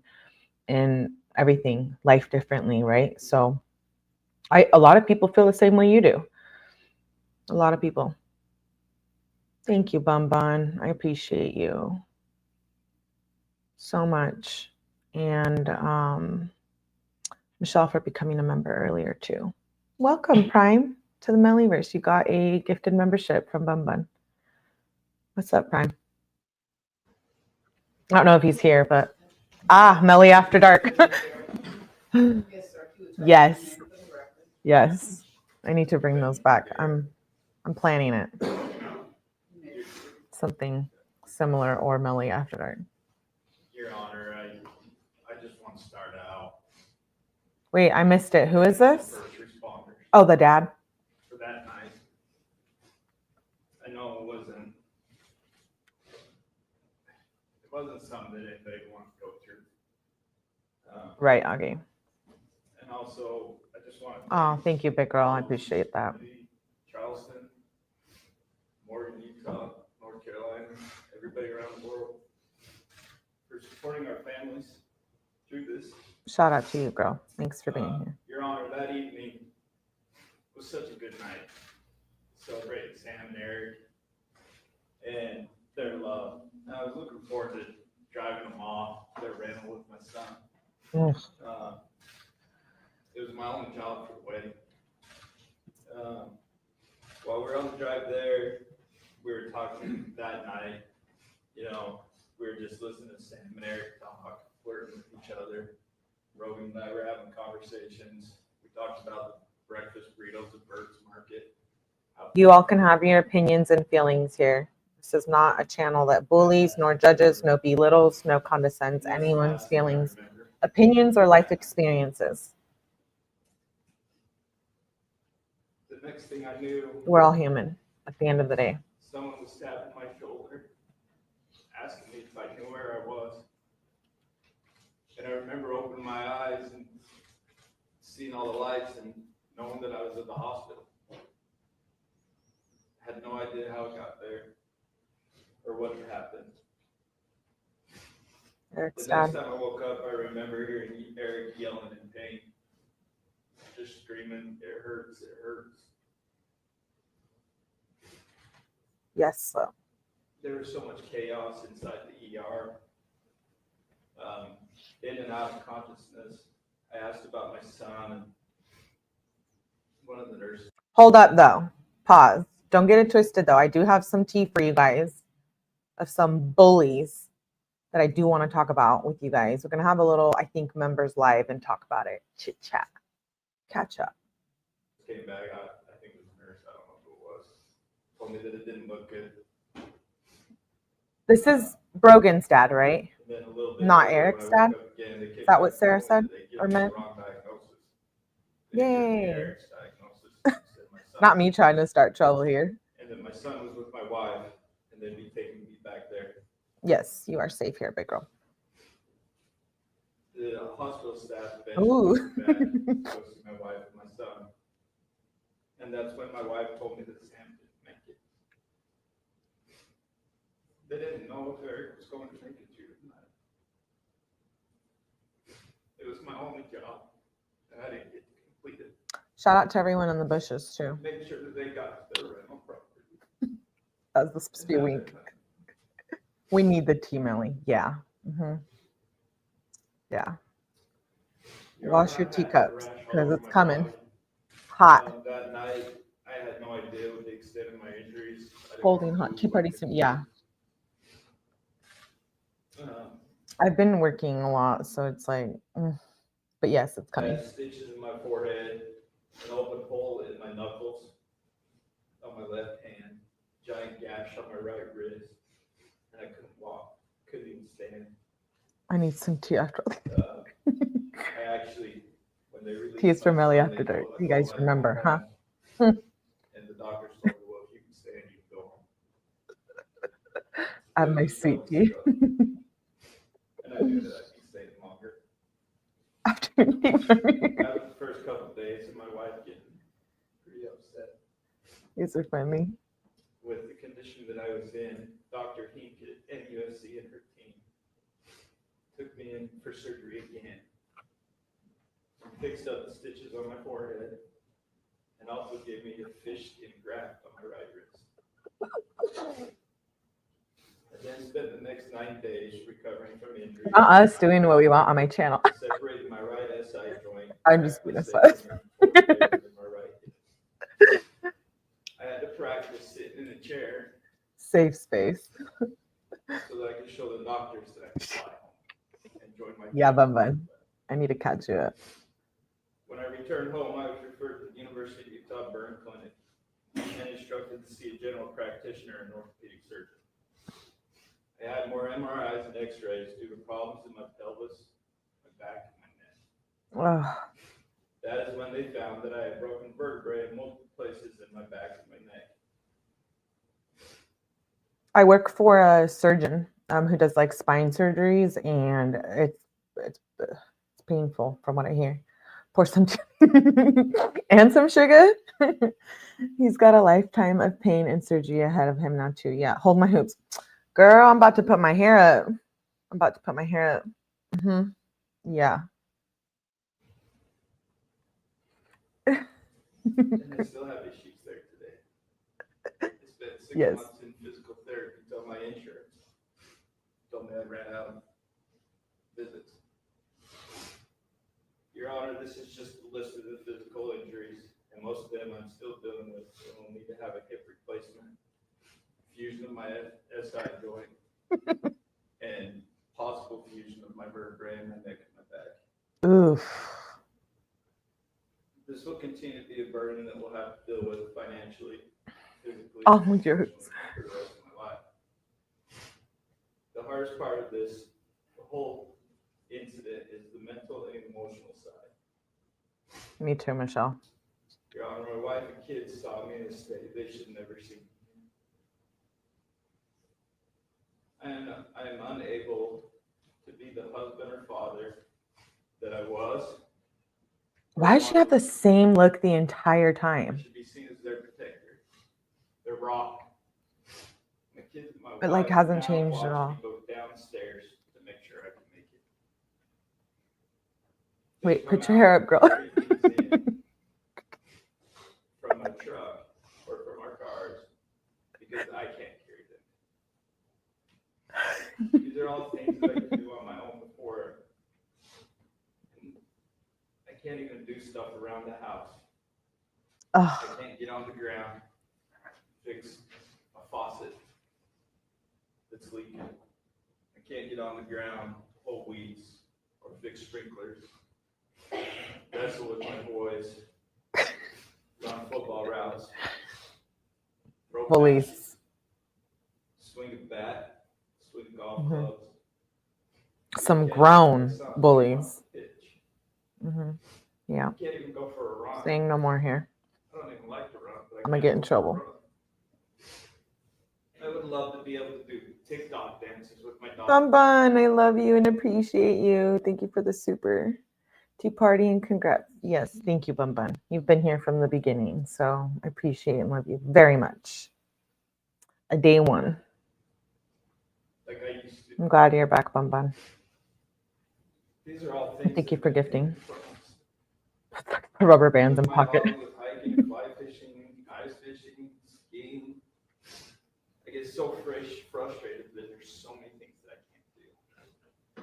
And stuff that I do around my house, I now have to hire somebody to do. When before I could just do it on my own. Mm. And whenever someone leaves our house, which we've got teenagers, so it happens all the time, we are nervous and always checking on them, see where they're at, Augie. hoping. Augie's like, I'm on my way right now. It's a new fear for us. It's a new fear for me, just to even make it home. I have a golf ball in my truck that when I start getting anxious, anxiety when I'm driving, I can grab that golf ball and rub the dots, the dimples in it. Wow. It'll ground me. to help me calm down. And I always go back in my mind to that night, me being the driver, if there was something that I could have done, something I could have done differently. Guilt. And he didn't even do anything. I replayed the events leading up to it constantly in my mind. Like Rogan going back to get Sam's cell phone. How long we sat at a stoplight listening to a song. Could I have gone a different route? Could I have gone slower? Could I have gone faster? These are the things that I struggle with. Ooh, could I have gone a different route? Every day I'm in constant pain. That's tough. I have no way to get the relief today. I have to go to work. I have a family to support, and I work in construction and drive a lot, so I can't take painkillers. When I get up in the morning, I say a prayer that the pain today will not be that bad, and then I'll be able to do the things that I need to do to take care of my family. It is a daily struggle. Some days it's hourly. But I will not let James' choice to drink and drive at night. I don't know who that lady is. Maybe an advocate? Every day to get better. He's someone from the lawyer's Your Honor, office? I don't know Jamie. I don't know her personality. I've never talked to her. I don't plan on talking to her. So the And decision she's like to right drive there. drunk that night was made well before April 28th, 2023. I'm a strong believer that people have a moral compass in their lives, whether we agree with that. Me too, compass or Brady. not. Everybody has a moral compass, and Jamie made the decision that it was okay to drink and drive well before that night. There is a statement that Jamie made in one of the calls to her father where she asked, "Why did this happen to me?" Like she didn't have control over this. Your Honor, nothing happened to Jamie. Jamie happened to Sam. Jamie happened to Aric. Jamie happened to Brogan. Jamie happened to me. Jamie happened to everybody that was impacted by this. She chose well before that night to drink and drive, and it would be okay. It was not. I'm not sure that Jamie is remorseful. We are here today, a little over 19 months later, listening to her plead guilty. Survivor's guilt. Yep. Even though I am thankful for that, and that we aren't going to trial, we did not get to delay the physical and emotional prison that Jamie put us in for 19 months. The evidence was there. Why did it take this long? Jamie will serve her time and the penalty. Oh, she's crying now. We will respect that. I hadn't seen that she was will crying. eventually get out, You're fine, Sarah. but the prison that she Or did has you leave? put us in Oh, you're good. will be with us the rest of our lives. We will never get Sam back. Mm. Our lives will never Wow. be the same. I think about having grandchildren and not being able Wow. to get around and play with them. I know the court will do what it needs to do, and we will accept that. Oh, Thank you for your time, Your Honor. You're welcome. she looks really upset now. Thank you, Your Honor. Aric Hutchinson. Oh, no. Yeah, Aric. Let's hold hands. And your last name, sir? Hutchinson. H-U-C-C. Uh, Oh, I'm sorry. I didn't know. You may proceed. Sam was my wife. she does look Actually, very on the different. golf cart. I've been thinking about what to say ever since that night. What do you say when your world's shattered?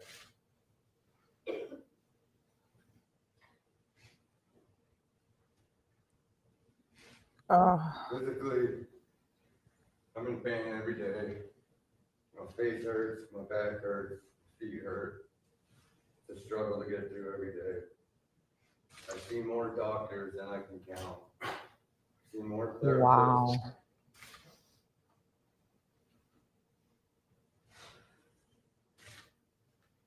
More psychiatrists, done more procedures than I ever care to do. And I still feel I'm at the same point as when I found out that day. Right, Stephanie. My world will be ever changed. What happened that night? I think about that night every single day. In the last moments I had with Sam on the golf cart. This is a groom, Aric. She told me she didn't want the night to end. I kissed her on the forehead. And then the next thing I remember is waking up in the hospital. I see my mom's face, still wearing the wedding dress from the night before. And I knew instantly. And so I asked where's Sam. I knew she wasn't there.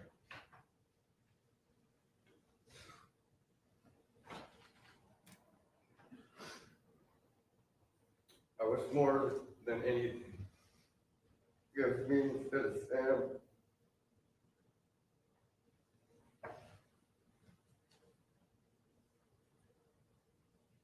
I wish I died that night. So she didn't have to go alone. I wish I saw you coming. And I jumped off the golf cart so you would only run me over. And pray to God that you'd miss that golf cart.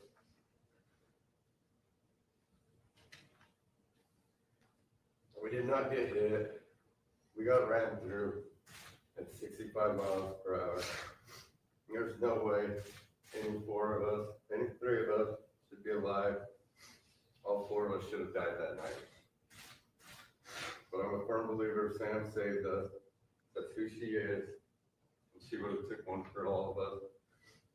Said, take me, save these guys. The guilt with that I live with. I don't think. Every single second of every day is unbearable. You took the greatest human being I've ever met.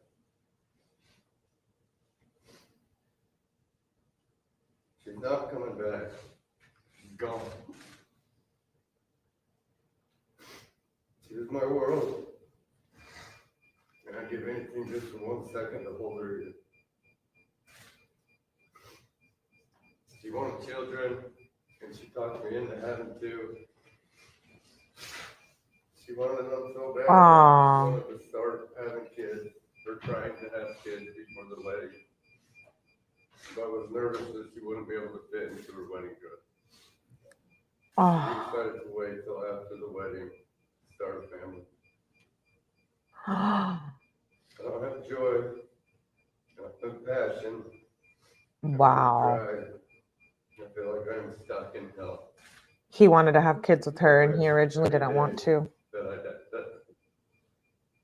Yeah, tipsy. Do you know what it's like to vow to protect your wife? What is that noise in the background? Hello? People in the courtroom? Sir, ma'am? Hours after that? God. Something no How one rude. should to go through. Oh, there we go. This tragedy has touched so many people around the world. I've received letters, messages, strangers all over the country or the world, just at home with a lot of people. And they have shown so much love and support. Your sentence does not matter to me. If I had it my way, I'd give you life. It seems only fair since you took Sam's life and the holes that you've ripped through her entire family. Oh, really? I apologize if it was. I thought it was someone's like cell phone or something. But I know that decision is not up to me. Regardless Like of an what alarm or decision is something. made, I still will be in this hell. I still will have to go through everything. My brother-in-law will still have pain, will still have surgery. Sam's family will still miss their daughter, Oof. sister. Oh, Sam was a light to all heard of of us. that. She was the wrong person to die that night.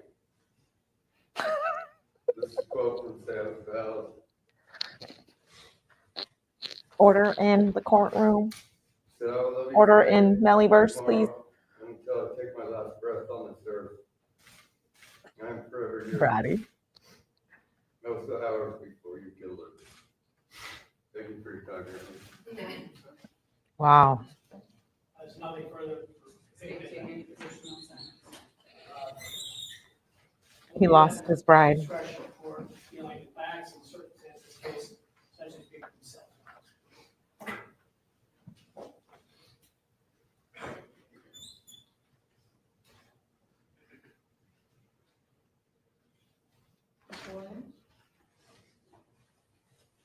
Your Honor, with the court's indulgence, I'd like to- Yeah, I do remember beepers. It's kind of what it sounded like. May proceed.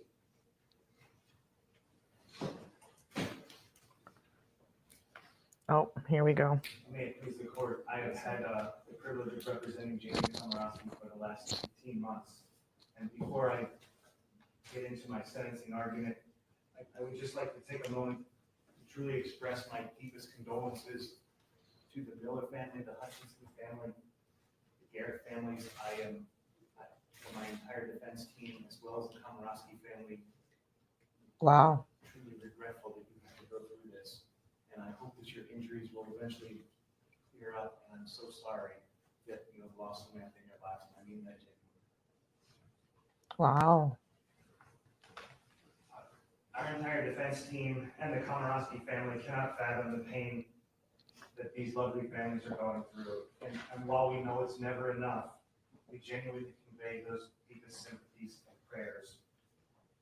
And I want the court and everyone in the courtroom to know that Jamie has heard the calls for punishment. And as you will soon hear, she recognizes those calls are justified. Hey, Juicer Love. Saw you in the beginning. Punishment is one You're fine. cornerstone of our criminal justice Good to see system. you. And punishment is warranted here. No one is contesting that. Most importantly, Jamie. And we also recognize that punishment serves deterrence purposes. It ensures that people are accountable for crimes that are committed, especially those that, like in this case, involve victims. Sure.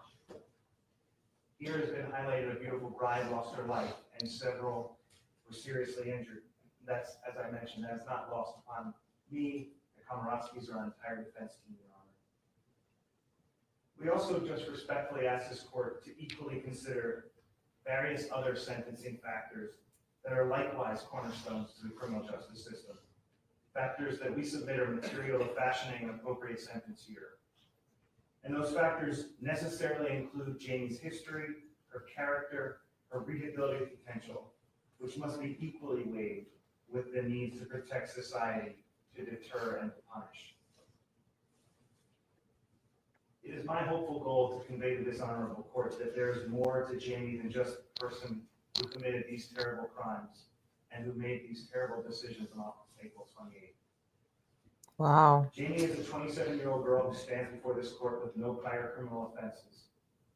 She's never before been charged with a crime, save a couple minor traffic violations, never even been disciplined for a single infraction. Through her entire life, Jamie has maintained a warm and caring outlook on life for all those around her. She's strived to help others even from a young age, entrusted by so many to care for infants and young children in some of the families. Oh, I love you, Stephanie. And in the Charleston metro area. This compassion and care is what caused Jamie to volunteer annually in high school to support the Special Olympics, a cause that was near and dear to her heart since she was a young child. As the court heard, Jamie attended college in Coastal Carolina and obtained her Science and Business Administration degree. And she ended her career. Augie says, I understand all the issues. Damn, I suffer with a list of mental health problems, but even if I decided to end it or hurt myself, I would never drag others down with me like this. She was stupid and selfish, and she destroyed both families here. And Batty says, can you imagine, poor guy, best in the worst day of their lives. How do you deal with that mentally? And yes, Stephanie, we care about you too. The ripple effects of this crime are astounding and so painful, right? At college on the dean's list.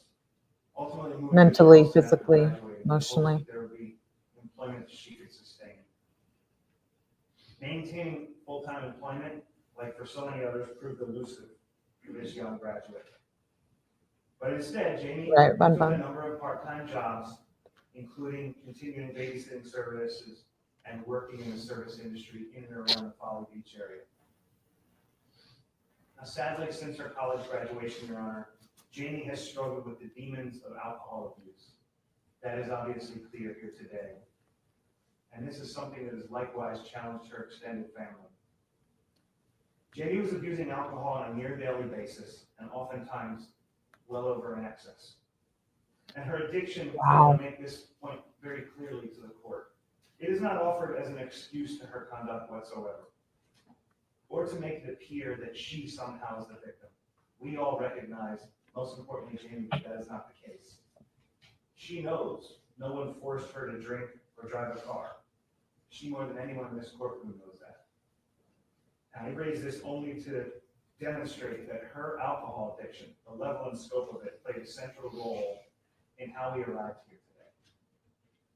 And as the court is well aware, this is unfortunately not a unique tale for those who struggle with alcohol abuse. Jamie undoubtedly made a tragic and terrible decision to get behind the wheel of a car on April 28th while significantly intoxicated. It was hers, her decision, and no one else's. And I can tell you, after talking to Jamie on a near daily basis during the entire course of my representation, the evening continues to haunt her, and it will continue to do so for the rest of her life, no matter what happens in this courtroom today.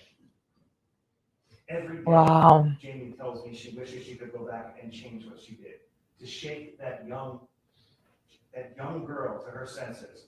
Wow. Even Jamie will admit that she doesn't recognize who she was back then. A sentiment that candidly even friends have shared, but unfortunately she can't.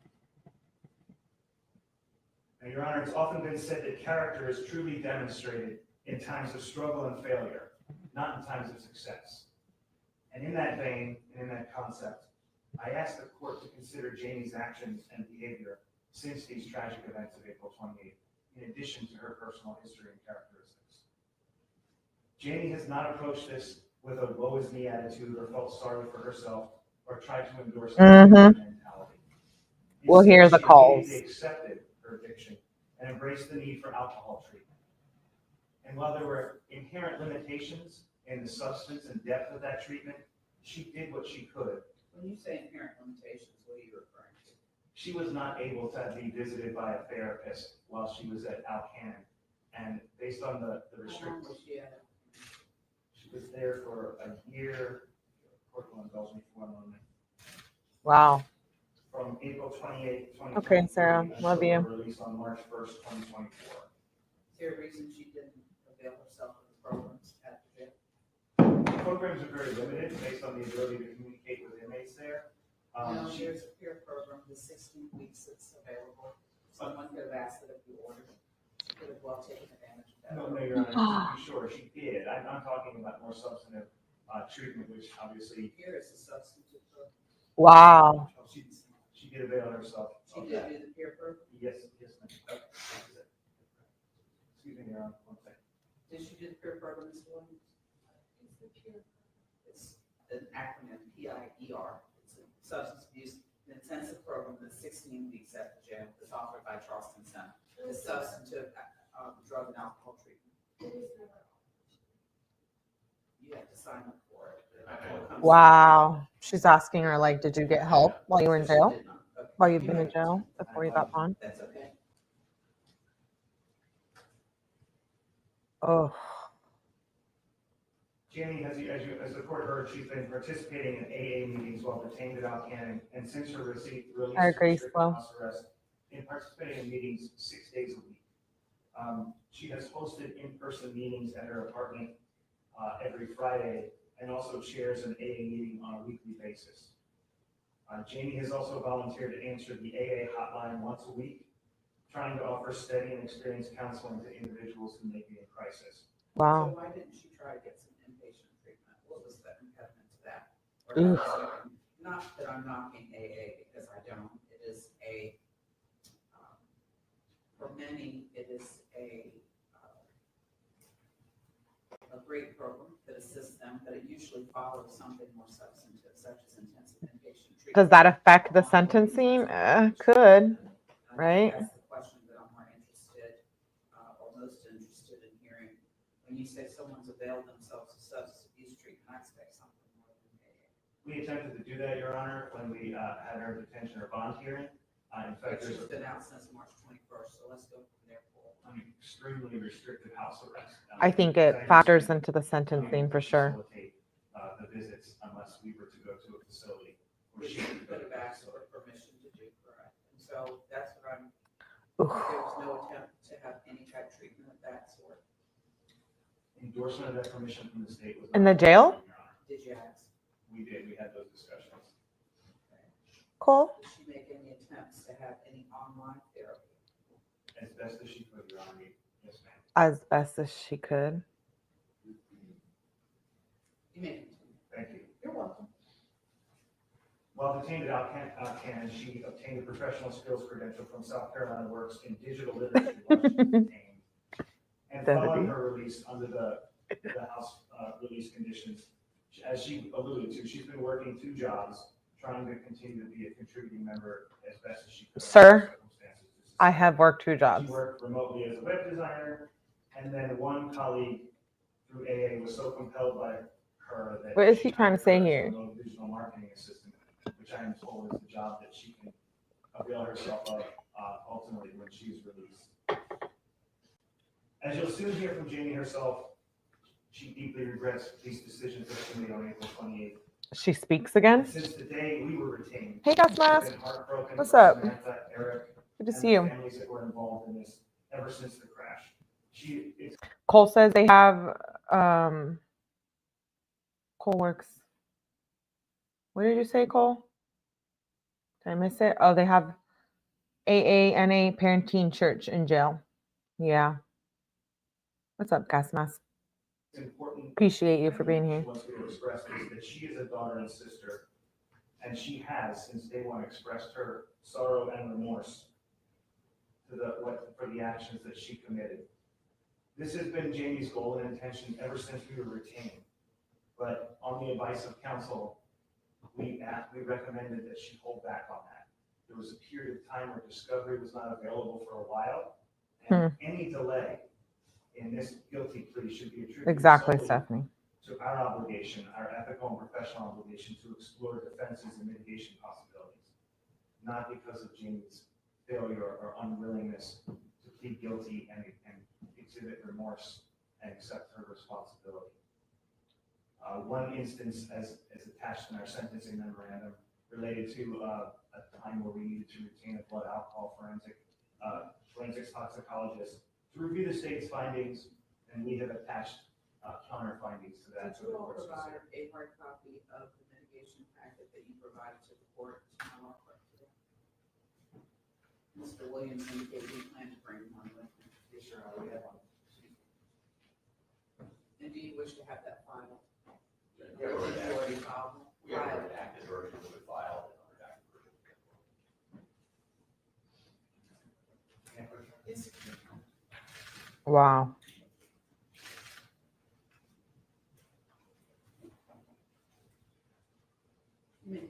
Thank you. Yeah, she ain't playing. As I referenced, we included findings of our forensic toxicologist who was retained on behalf of the defense, but I want to emphasize that regardless of that lower BAC, Jamie recognizes the gravity of her crimes and has consistently shown unabated remorse for her actions. I offer that only for the court's consideration in the context of mitigation, and we certainly recognize that regardless, it is above the legal limit.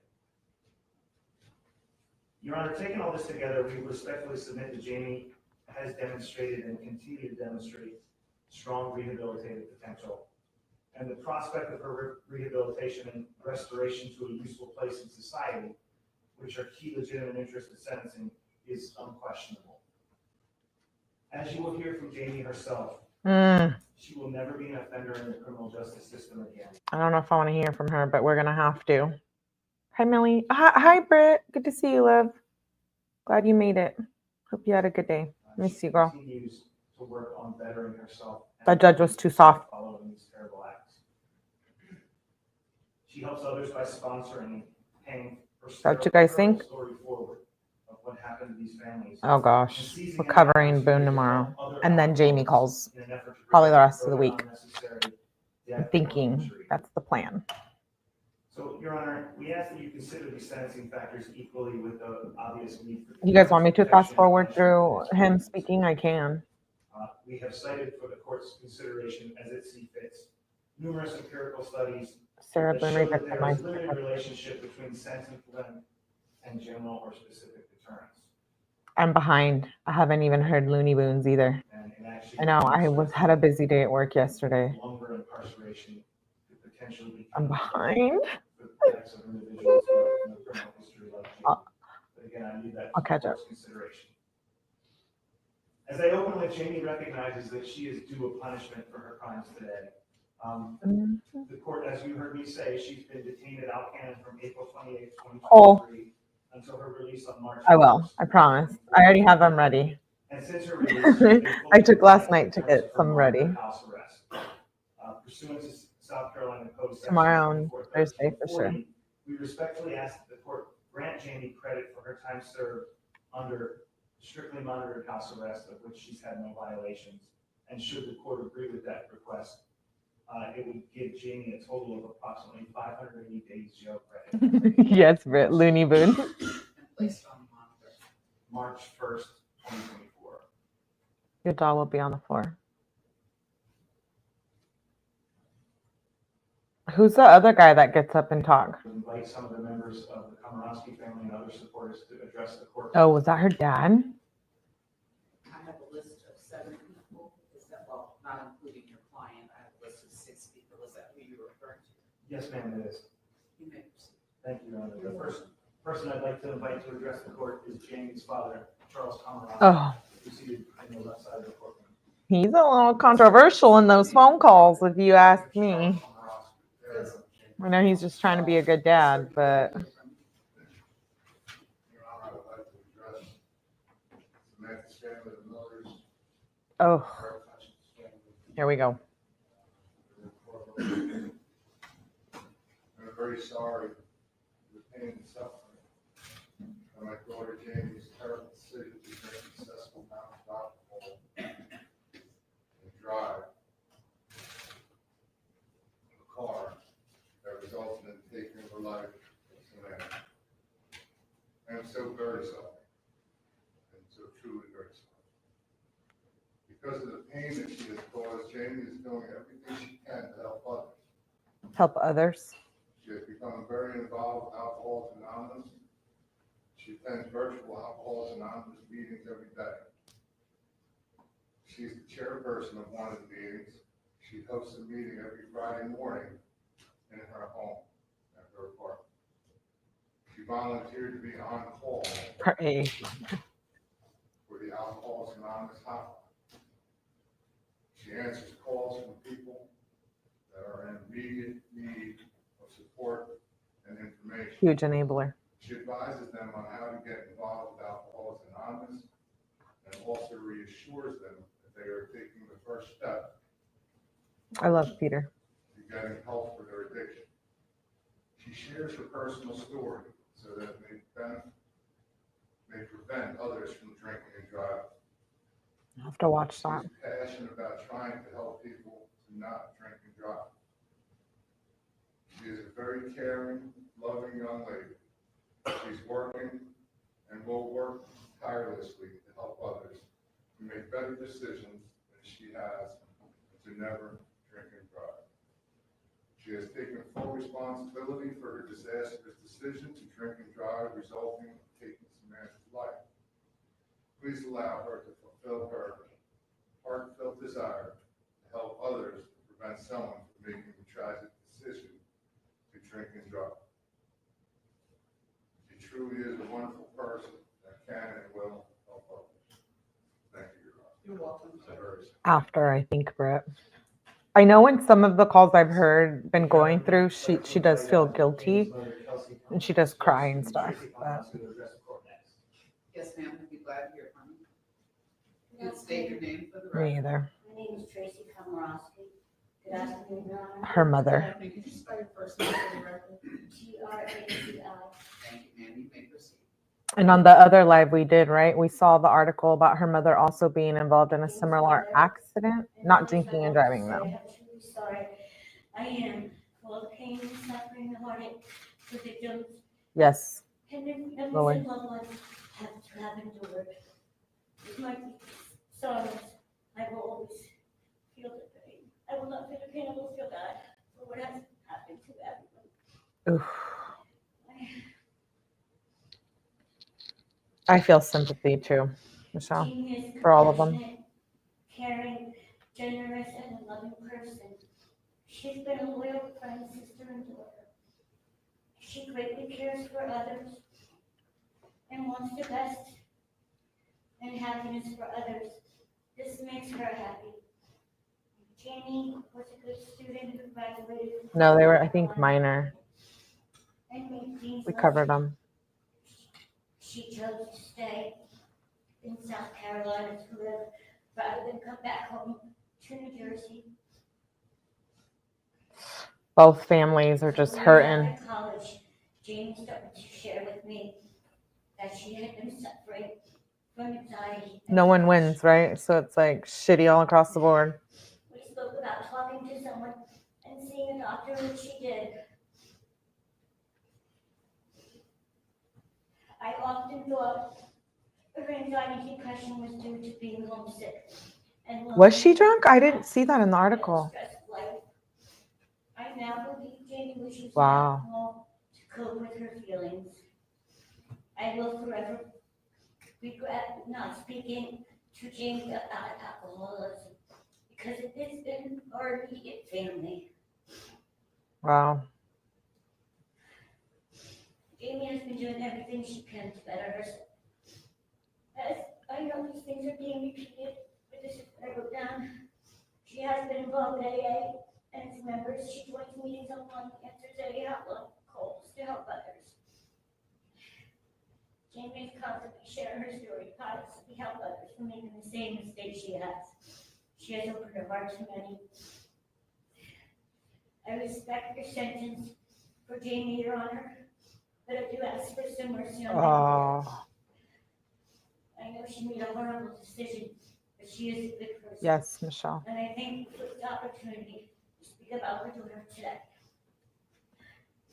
You're welcome, ma'am. Ugh, Sir, you that's want hard. to address the court? Yes, Your Honor. Next, I would invite Jamie's sister, 𝗟𝗄𝗃 Komoroski, to address the court. Yes, ma'am. If you would tell us your name for the record. 𝗟𝗃 Komoroski. You can spell your first name, please. We hear her in a lot of the phone calls. Thank The you, ma'am. sister of You may hers. proceed. You're welcome. I Mhm. want to apologize to friends and family and loved ones of Samantha. So sorry, and I know nothing about it. We got here today. You know, this is horrible. I wish there was a Ma'am, we need you to speak up for us, Oh, please. The court can't hear you. I'm sorry. I wish there was a way to go back in time and change the horrible Ugh. decisions that Jamie made that night. Yeah, Brady, I covered it in my live, You can only the article, imagine the last one. Your sorrow, your heartbreak. I am truly, truly sorry. I About Jamie.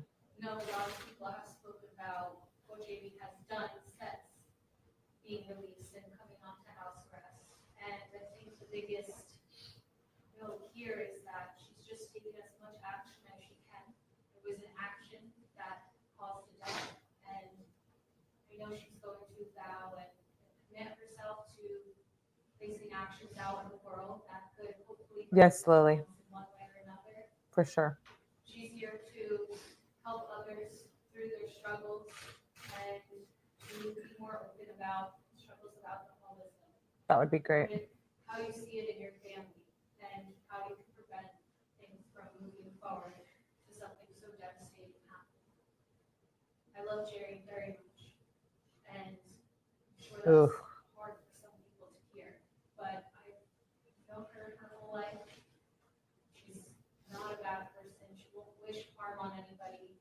did make a horrible, horrible mistake. I am very sorry to the Ben's families and loved ones. And I just ask the court sees the potential in her. Can't be easy for anyone in either of these families.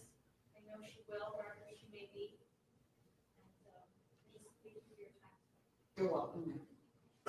The drama, the stress, the pain, the controversy they're all having to deal with daily is probably draining as hell. Kimberly Walters. You may proceed.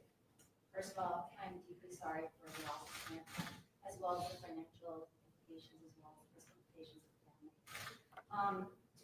My name is Kimberly Walters, and I'm a sober member of Alcoholics Anonymous. I've been attending 𝗟EITIG for many years. I take meetings to the jail, and that's where I met the Wow. I met her in She has an AA May 2023. rep. She was extremely sad and confused when I met her, and she didn't grasp the situation. While in Jamie, she had limited access to counseling while she was in jail, but she did attend the AA meetings that we brought in from the outside.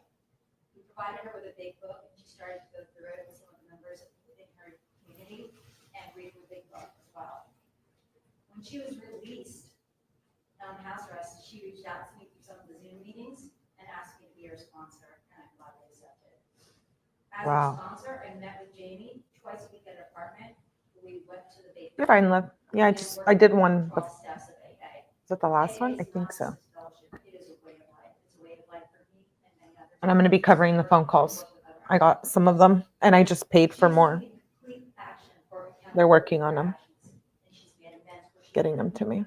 Jamie approaches part of the process with fearless determination to turn her life around and take responsibility for her action. I think Wednesday we'll start covering the calls I have. I think there's probably like 50 in each folder, and I have a couple folders. And like I said, I just paid for a new set of them. She made the direct amends where she could, and she took on a path. So Wednesday we'll start covering her calls. Through her involvement in AA, we've heard. And from what I know, only phone calls and me have paid for them and got the calls. So anyone else, I don't know. I don't know about them. In addition to recovery efforts, she's also done a part-time job using her education to better herself. Not the shade. This opportunity has allowed her to get back to the community by advancing her career. She's passionate about helping others, as we've heard, and helping other local run businesses and helping other women with alcoholics. As we all know, what has occurred is a tragic accident as a result of the disease of alcoholism.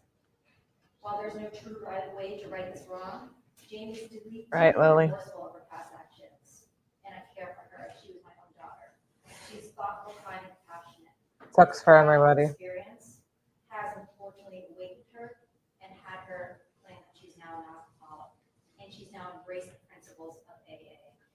In my many years of Alcoholics Anonymous, I have worked with many sponsees. That's part of this program. We can't get sober alone. We do it with others. We continue to carry the message to help other alcoholics. Jamie stands out to me as a very impactful person, not only because of her service. I agree with what Stephanie says. I agree. AA support group for many, but it's not therapy or treatment. I do agree with that. AA is very helpful and great, but yeah. Cat Randall, you better wake up, Cat Randall. Wake up. What's up? Yeah, you did. You got gifted, I think, yes, or the last day I went live, so Sunday. Hey, Aunt, good to see you. Thanks for being here. Oh, you became a member. Welcome to the 𝗟EITIverse. I appreciate your support.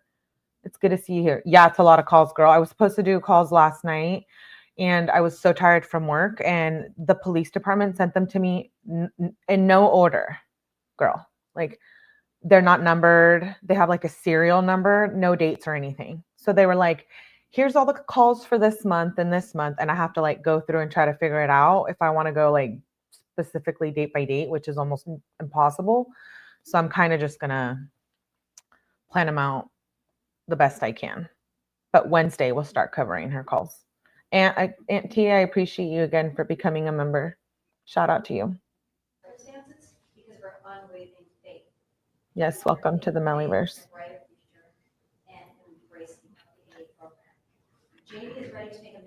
life she took and for all those that were affected. She accepted whatever Make amends. decision imposes on her and intends to face this with dignity and sobriety. I guess I can respect that.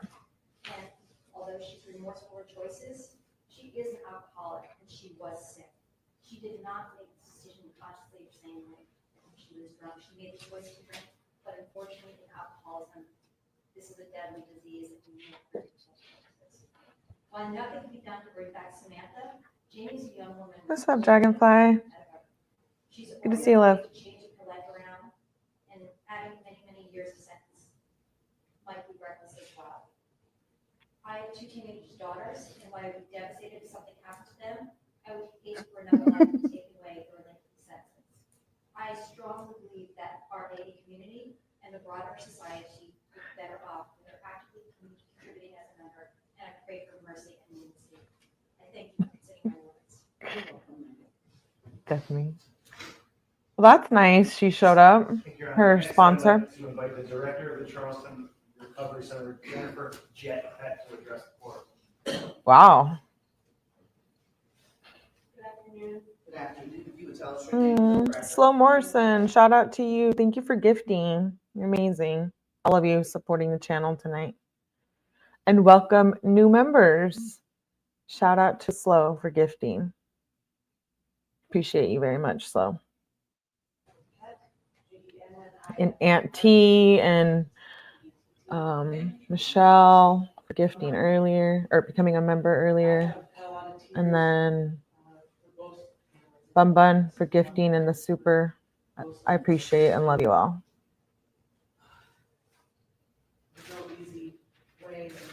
Welcome new members. It's amazing. Oof. I got a phone call before I had even heard of Jamie from her dad asking about getting her in for treatment at the Charles. You should be able to, life artist. Copy and paste it. Yes, Slow. You're amazing. Thank you.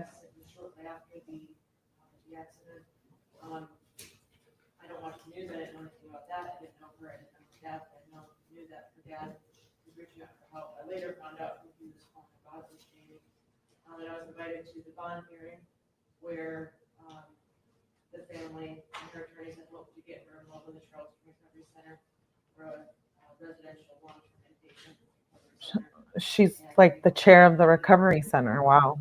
It didn't work out with the decision of the court, but shortly after Jamie was released on her bond, she reached out to me, and I know that she reached out to several other women. She got a good 9 months on house arrest. I mean,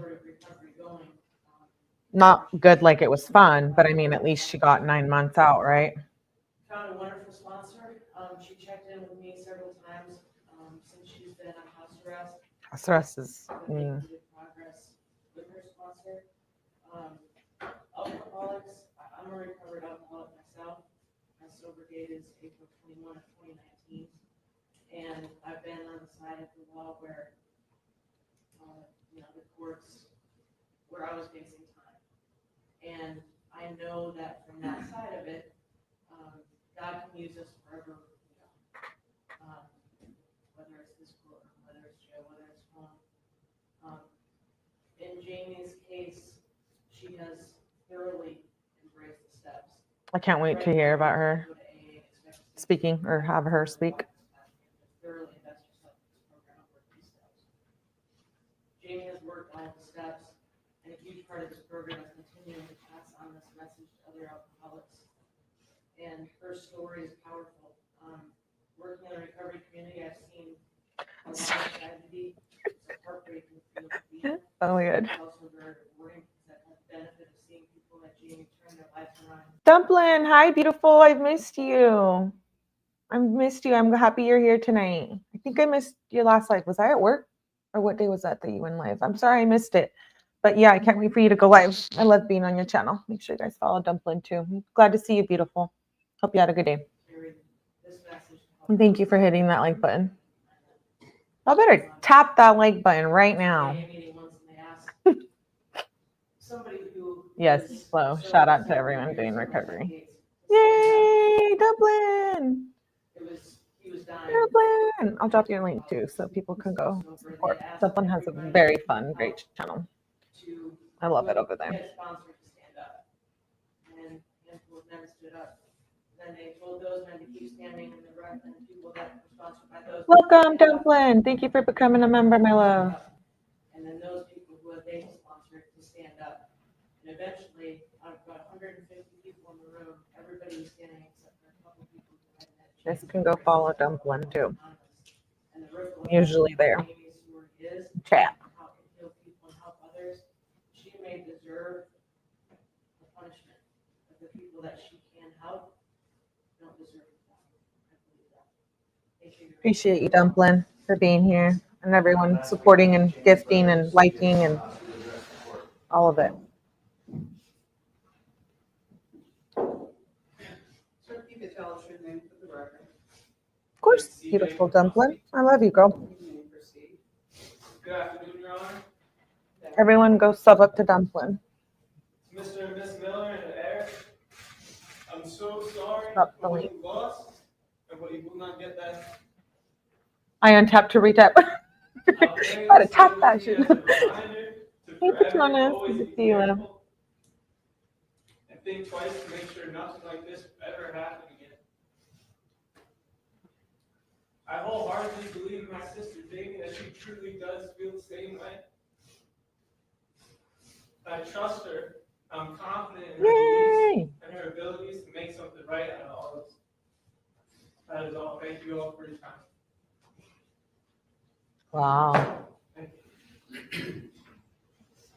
Yes, sir. Thank you, Your Honor. With the court's permission, I would like to invite Jamie up to address. Here we go. Here we go. Are you ready? I'm ready. I don't remember. Not me bossing you around. Yay! I'm glad you guys are stepping to Dublin. The channel's fun. And like I said, I'm usually always there. You may proceed. You're welcome. Here we go. Here we go. Lee Komoroski, and on the night of April 28, 2023, I chose to drink and drive, which resulted in the death of Samantha Miller and the serious injuries. All right, Dragonfly, I appreciate you. And injuries to family members Benjamin and Brogan. This is the worst decision I have ever made in my life. And it has affected the lives of so many. Yay! First and foremost, I want to address all the victims of the accident I caused and say how truly and deeply sorry I am. Oh. Oh no. Due to my I kind of want to cry. a beautiful life is taken. Oh. A wife, sister, daughter, and friend of many. Love you, Patronus. No longer with us. And for that, Yay! while I know an apology will fix nothing, It's all I Dublin. can say is how We can be incredibly cool together, remorseful Dublin.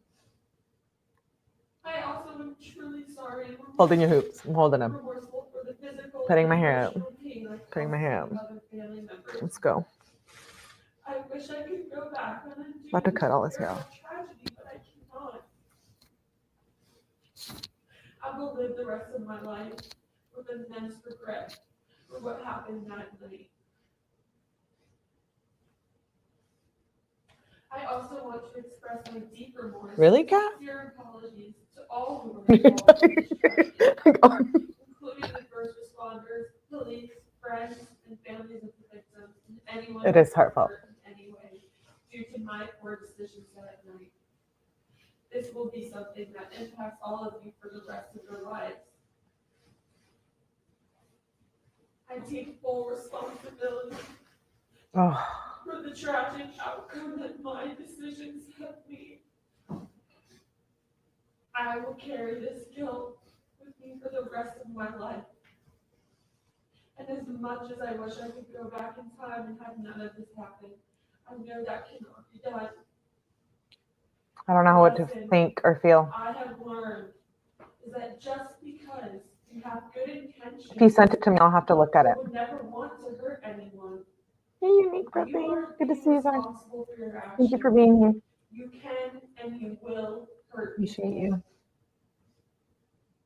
I know I am going to be punished for these actions, and I agree that it is something that must be done. I would like to make it clear that whatever my punishment is, Yes, I'm happy I will Zach's use here. this time to Good better to see you, myself, spread awareness about the dangers of drinking and driving, continue to help others with addictions through AA. Dumplin', you don't know about this case? What? Okay, watch the live I just did. I have the phone calls. I got them through FOIA and paid for them, and phone calls paid for some of them. And I'm going to be playing them on Wednesday. So catch up, girl, so you can listen to these phone calls. They are wild. Yeah, I have a live on it. There's a ton of stuff on this case. That's wild.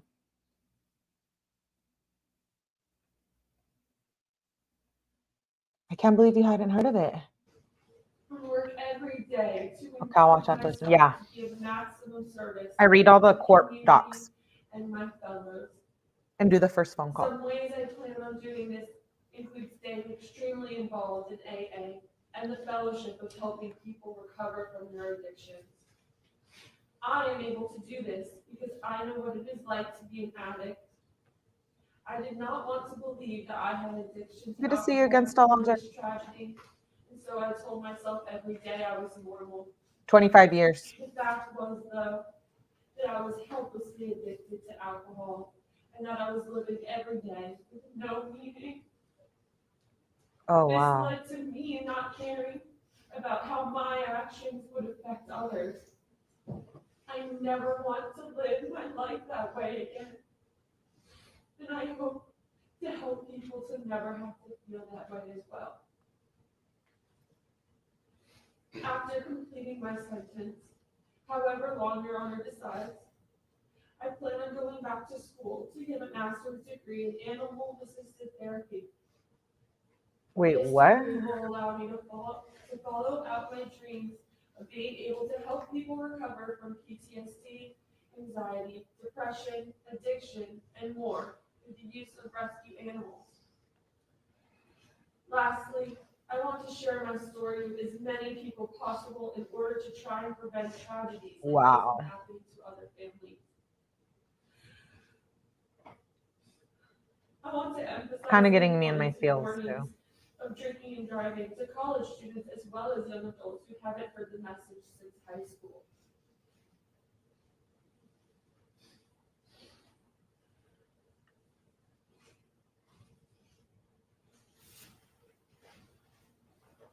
It's just interesting to see the dynamic of this case and then Sarah Boone. It's wild, right? 25 good time with good time served. So she did what, a year in some house arrest. So she probably is going to get like 2 years of good time. I don't know how they calculate it. It just depends. Things can be very expensive, big girl. So these calls were very expensive. I know phone calls paid for a lot of them, but I had to put a deposit down. Let that tell you now. You have to put a deposit down for something, you know it's expensive. But you have to basically put a deposit down. It can cost thousands of dollars, essentially. Thank you, Augie. And if it doesn't get you in your feels, you don't have, yeah, it gets me in my feels. I'm in my feels. Dumplin, thank you for gifting. I appreciate you. Yay! Zach got it. Yay, yay, yay, yay. I'll go follow Zach too. I'll have to drop his link in a second. Let me get it. Welcome to membership, Zach. Thank you, Dumplin. I appreciate you very much, love. It's vital that the warnings of drinking and driving don't stop after the age of 18. I feel we all need to be reminded, no matter what our age is, so that the reality that this can happen. Anyways, yeah, they're expensive. Is fresh in people's minds. I have never been in trouble before, but one isolated decision of mine Okay, Kat, I'll look at him so many after the lives. live. All of this work I plan on doing will be dedicated to Samantha and her family. Me too, Patronus. Unfortunately, it took this incredible tragedy and terrible incident to wake me up to the extent of my addiction.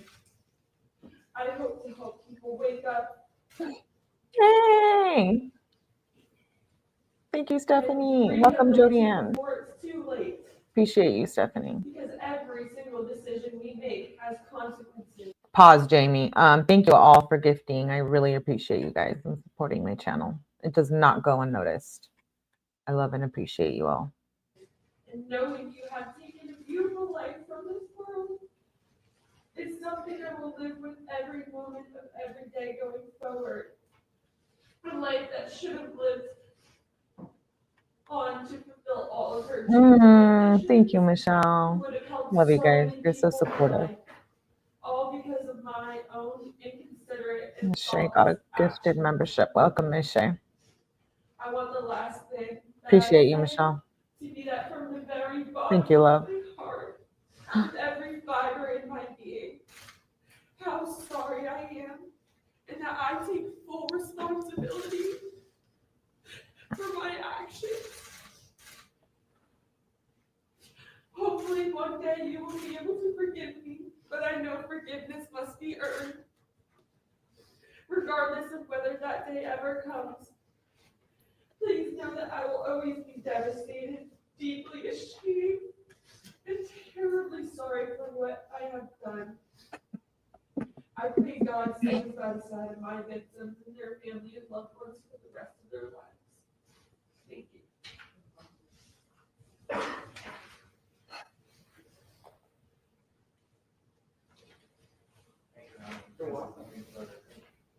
Wow. Yay. I'm glad you guys are subbing up too, so I can dumpling. Request for credit for home detention pursuant to. What's up, Asim? Good to see you. For her house arrest. Good to see you, friend. The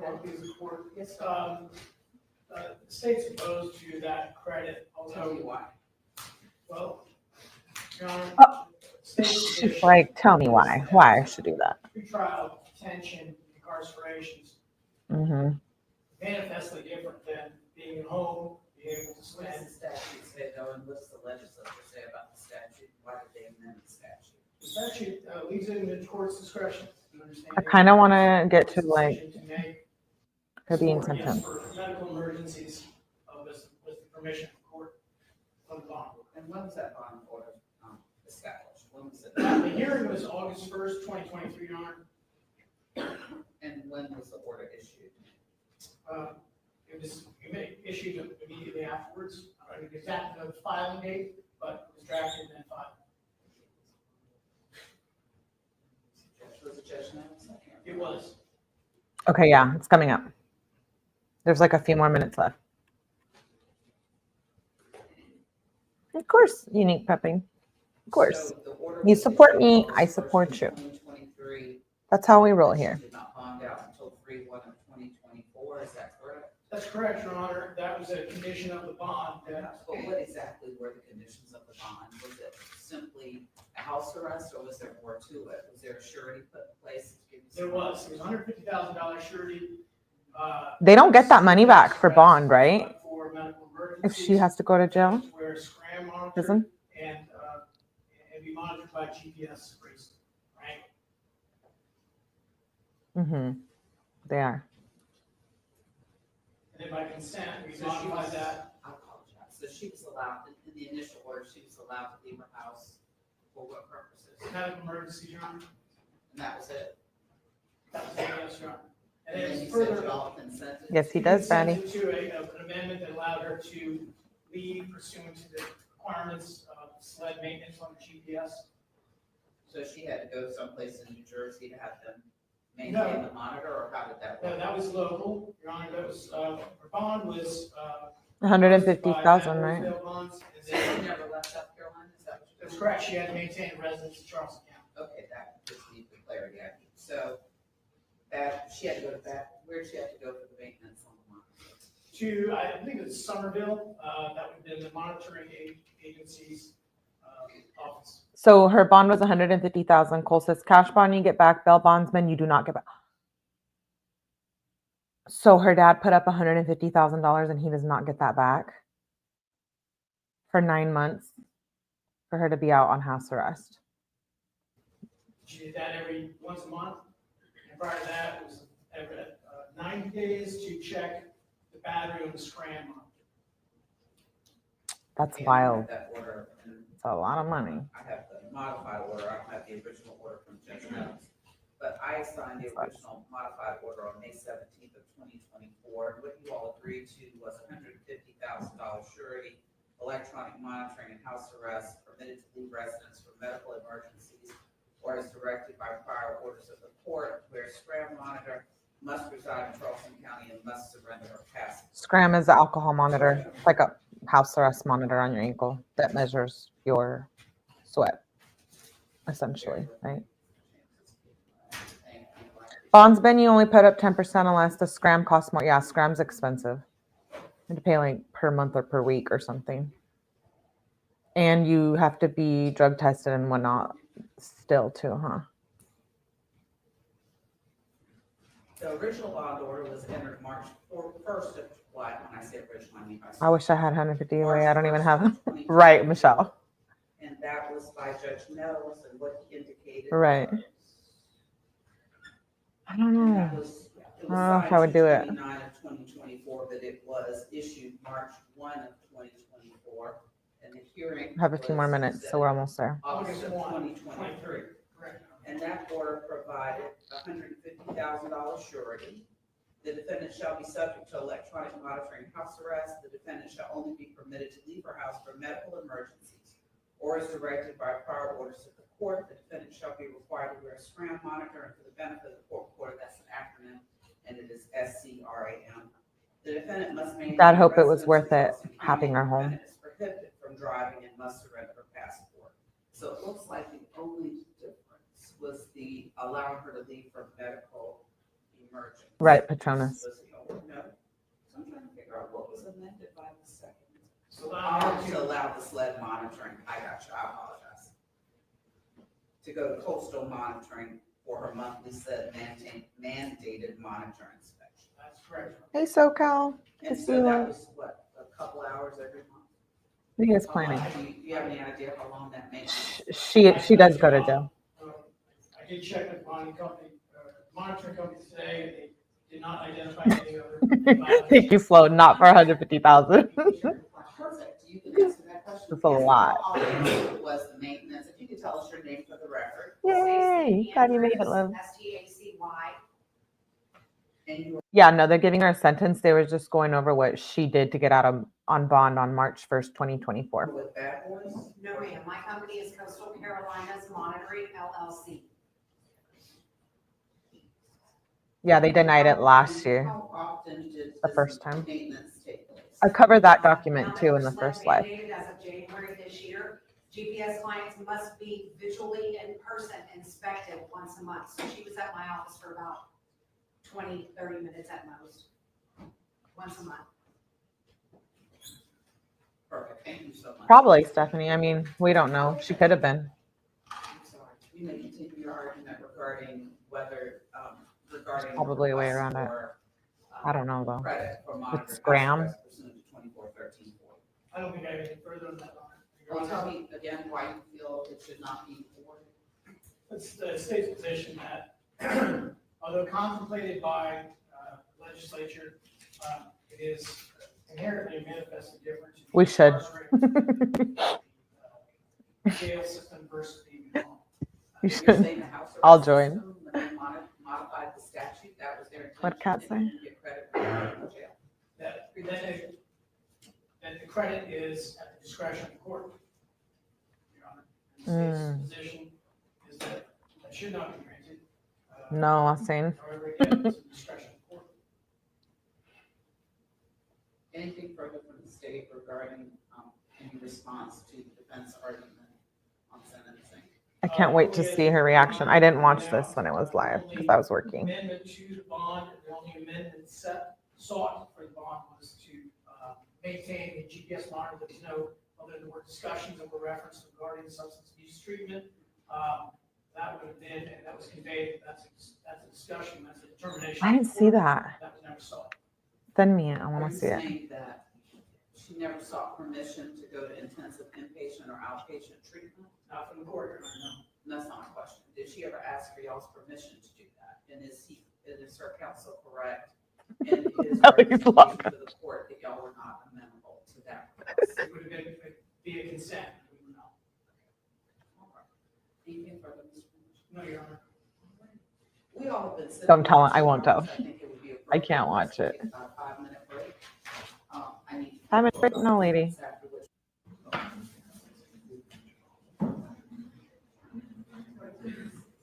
A week.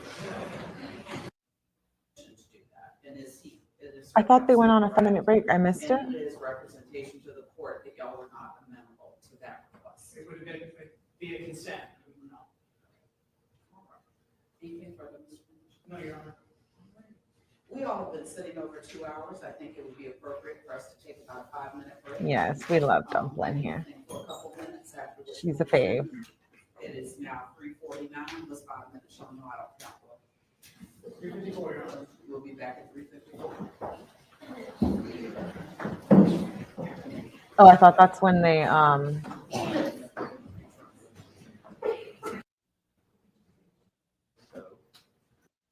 wait, did I miss it? What is going on? Oh, there we go. Sorry, I got a little carried away there. I'm like, wait.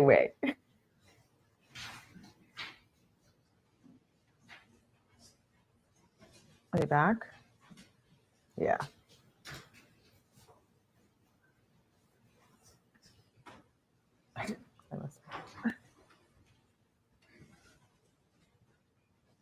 I wonder what she thought she was going to get here. I did. I'm like, wait. I want to see this.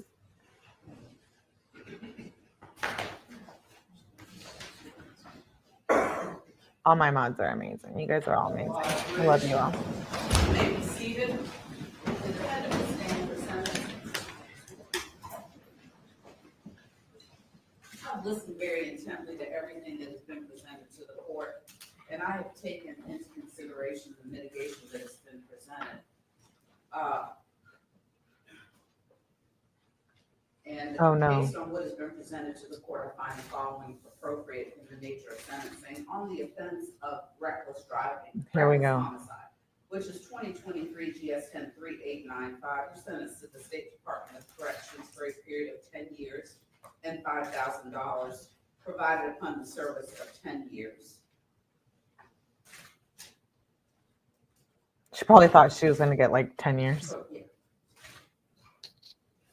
On both counts of felony DUI, great bodily injury, you're sentenced to the State Department of Corrections for a period of 15 years and $5,100 provided upon the service of 15 years.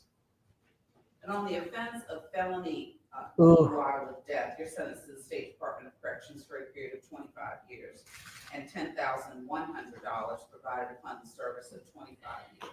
These sentences are concurrent with one another. You get credit pursuant to 24-13-4. She looked back at her family. And I think it is appropriate, and I queried Mr. Finch for a particular reason. It was not random. Our state legislature. Oh, she's freaking out. Wisdom amended 24-13-4. She got 25 years, Dumpling. Time spent on monitored house arrest, and it was contemplated that a Right. person get credit when they are basically in jail at home. And based on how Ms. Komoroski's home detention was structured, she 10 was plus in jail, 15 plus but 25 for concurrent. being at home. And I think it is appropriate that she receive credit for any time served on monitored house arrest or home detention. Those terms in my mind are interchangeable. From the period of 3/1/2024 Love you, Augie. through the present. And Thank you for being here, my girl. place it on her Love you so sentence much. sheets. Again, these sentences are concurrent. I've ordered the ATU if it is available to her, and she will get credit for any time served pursuant to 24-13-40. Thank you all for your time and your attention today. Have a good afternoon. And I believe the clearance of Wow. security, so I would ask that everyone stay in place and allow Major Burnstead and those who are assisting him. Ma'am, you may want to leave any valuables you have with your family. Leave that to them, so I would ask that everyone stay seated until the security does what they need to do in terms of clearing the courtroom. And Oh. Mr. Curry, at this point, the president's speech, I'll get through. She's like freaking out. This matter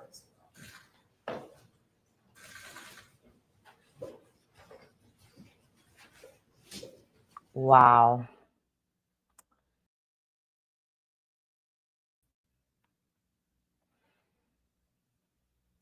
I can't believe it. 25 years, right? For Jamie, concurrent. The end of March and already sentenced. When she got out on bond, yeah, that was on March 1st. Is that what you asked, Cap? Yeah, sentence. I wonder if there will be any civil suits. Well, he did already sue the restaurants, and Jamie, Aric did, and he got, I think it was like 1.3 million settlement from all the bars and stuff. So make sure you guys watch the first live I covered on her. I read the bond documents, the affidavit. I cover her mom's accident. We look at her Instagram. We deep dive it. So make sure you guys go watch that live. I appreciate you guys for being here. We got through it. Make sure you guys turn on your notifications. We will be covering some, I know Looney Boone got sentenced as well yesterday, but I have something I haven't seen a lot of online. So I'm going to cover it tomorrow, Sarah Boone. And then Thursday, we will start Jamie's phone calls. I have those ready for the weekend and stuff. So we're going to be covering her phone calls. Yay! Suing her, probably more. Yes, I'm very excited about the calls. I appreciate you guys for being here tonight. And everyone who gifted and became a member, I love you guys. I appreciate you guys. Thank you for supporting my channel. Like I said, it does not go unnoticed. I appreciate you guys all very much. And I will see you guys tomorrow for Sarah Boone. Sarah Boone, Slow's favorite person. Yeah, there's some stuff I came across that I hadn't seen. One of the documents was actually hard to get, so I wanted to cover it. So make sure you guys hit that like button. I will see you guys tomorrow. Please stay safe and be kind and love each other. Yes, Michelle, love this community. I love all of you guys for being here. Every single one of you in the chat, watching, the haters, the bullies, and the bushes, everyone, all of you. The replayers, the mods. My mods are amazing. Beautiful friends of mine. Yes, thank you, Tipsy. Appreciate you too. Anyways, okay, I'll see you guys tomorrow evening. I will be doing evening lives due to work, so we're kind of on that right now. But I will also be streaming all weekend long, so make sure you guys hit the like button, subscribe. Bye, Juicer. Thanks for being here. Yes, Slow. Thank you for gifting 5 memberships tonight, and all of you who gifted. And Dumplin' too. And Bum Bun. I don't know if Bum Bun's still here, but love you guys, and I will see you tomorrow. Have a good night and stay safe. Bye.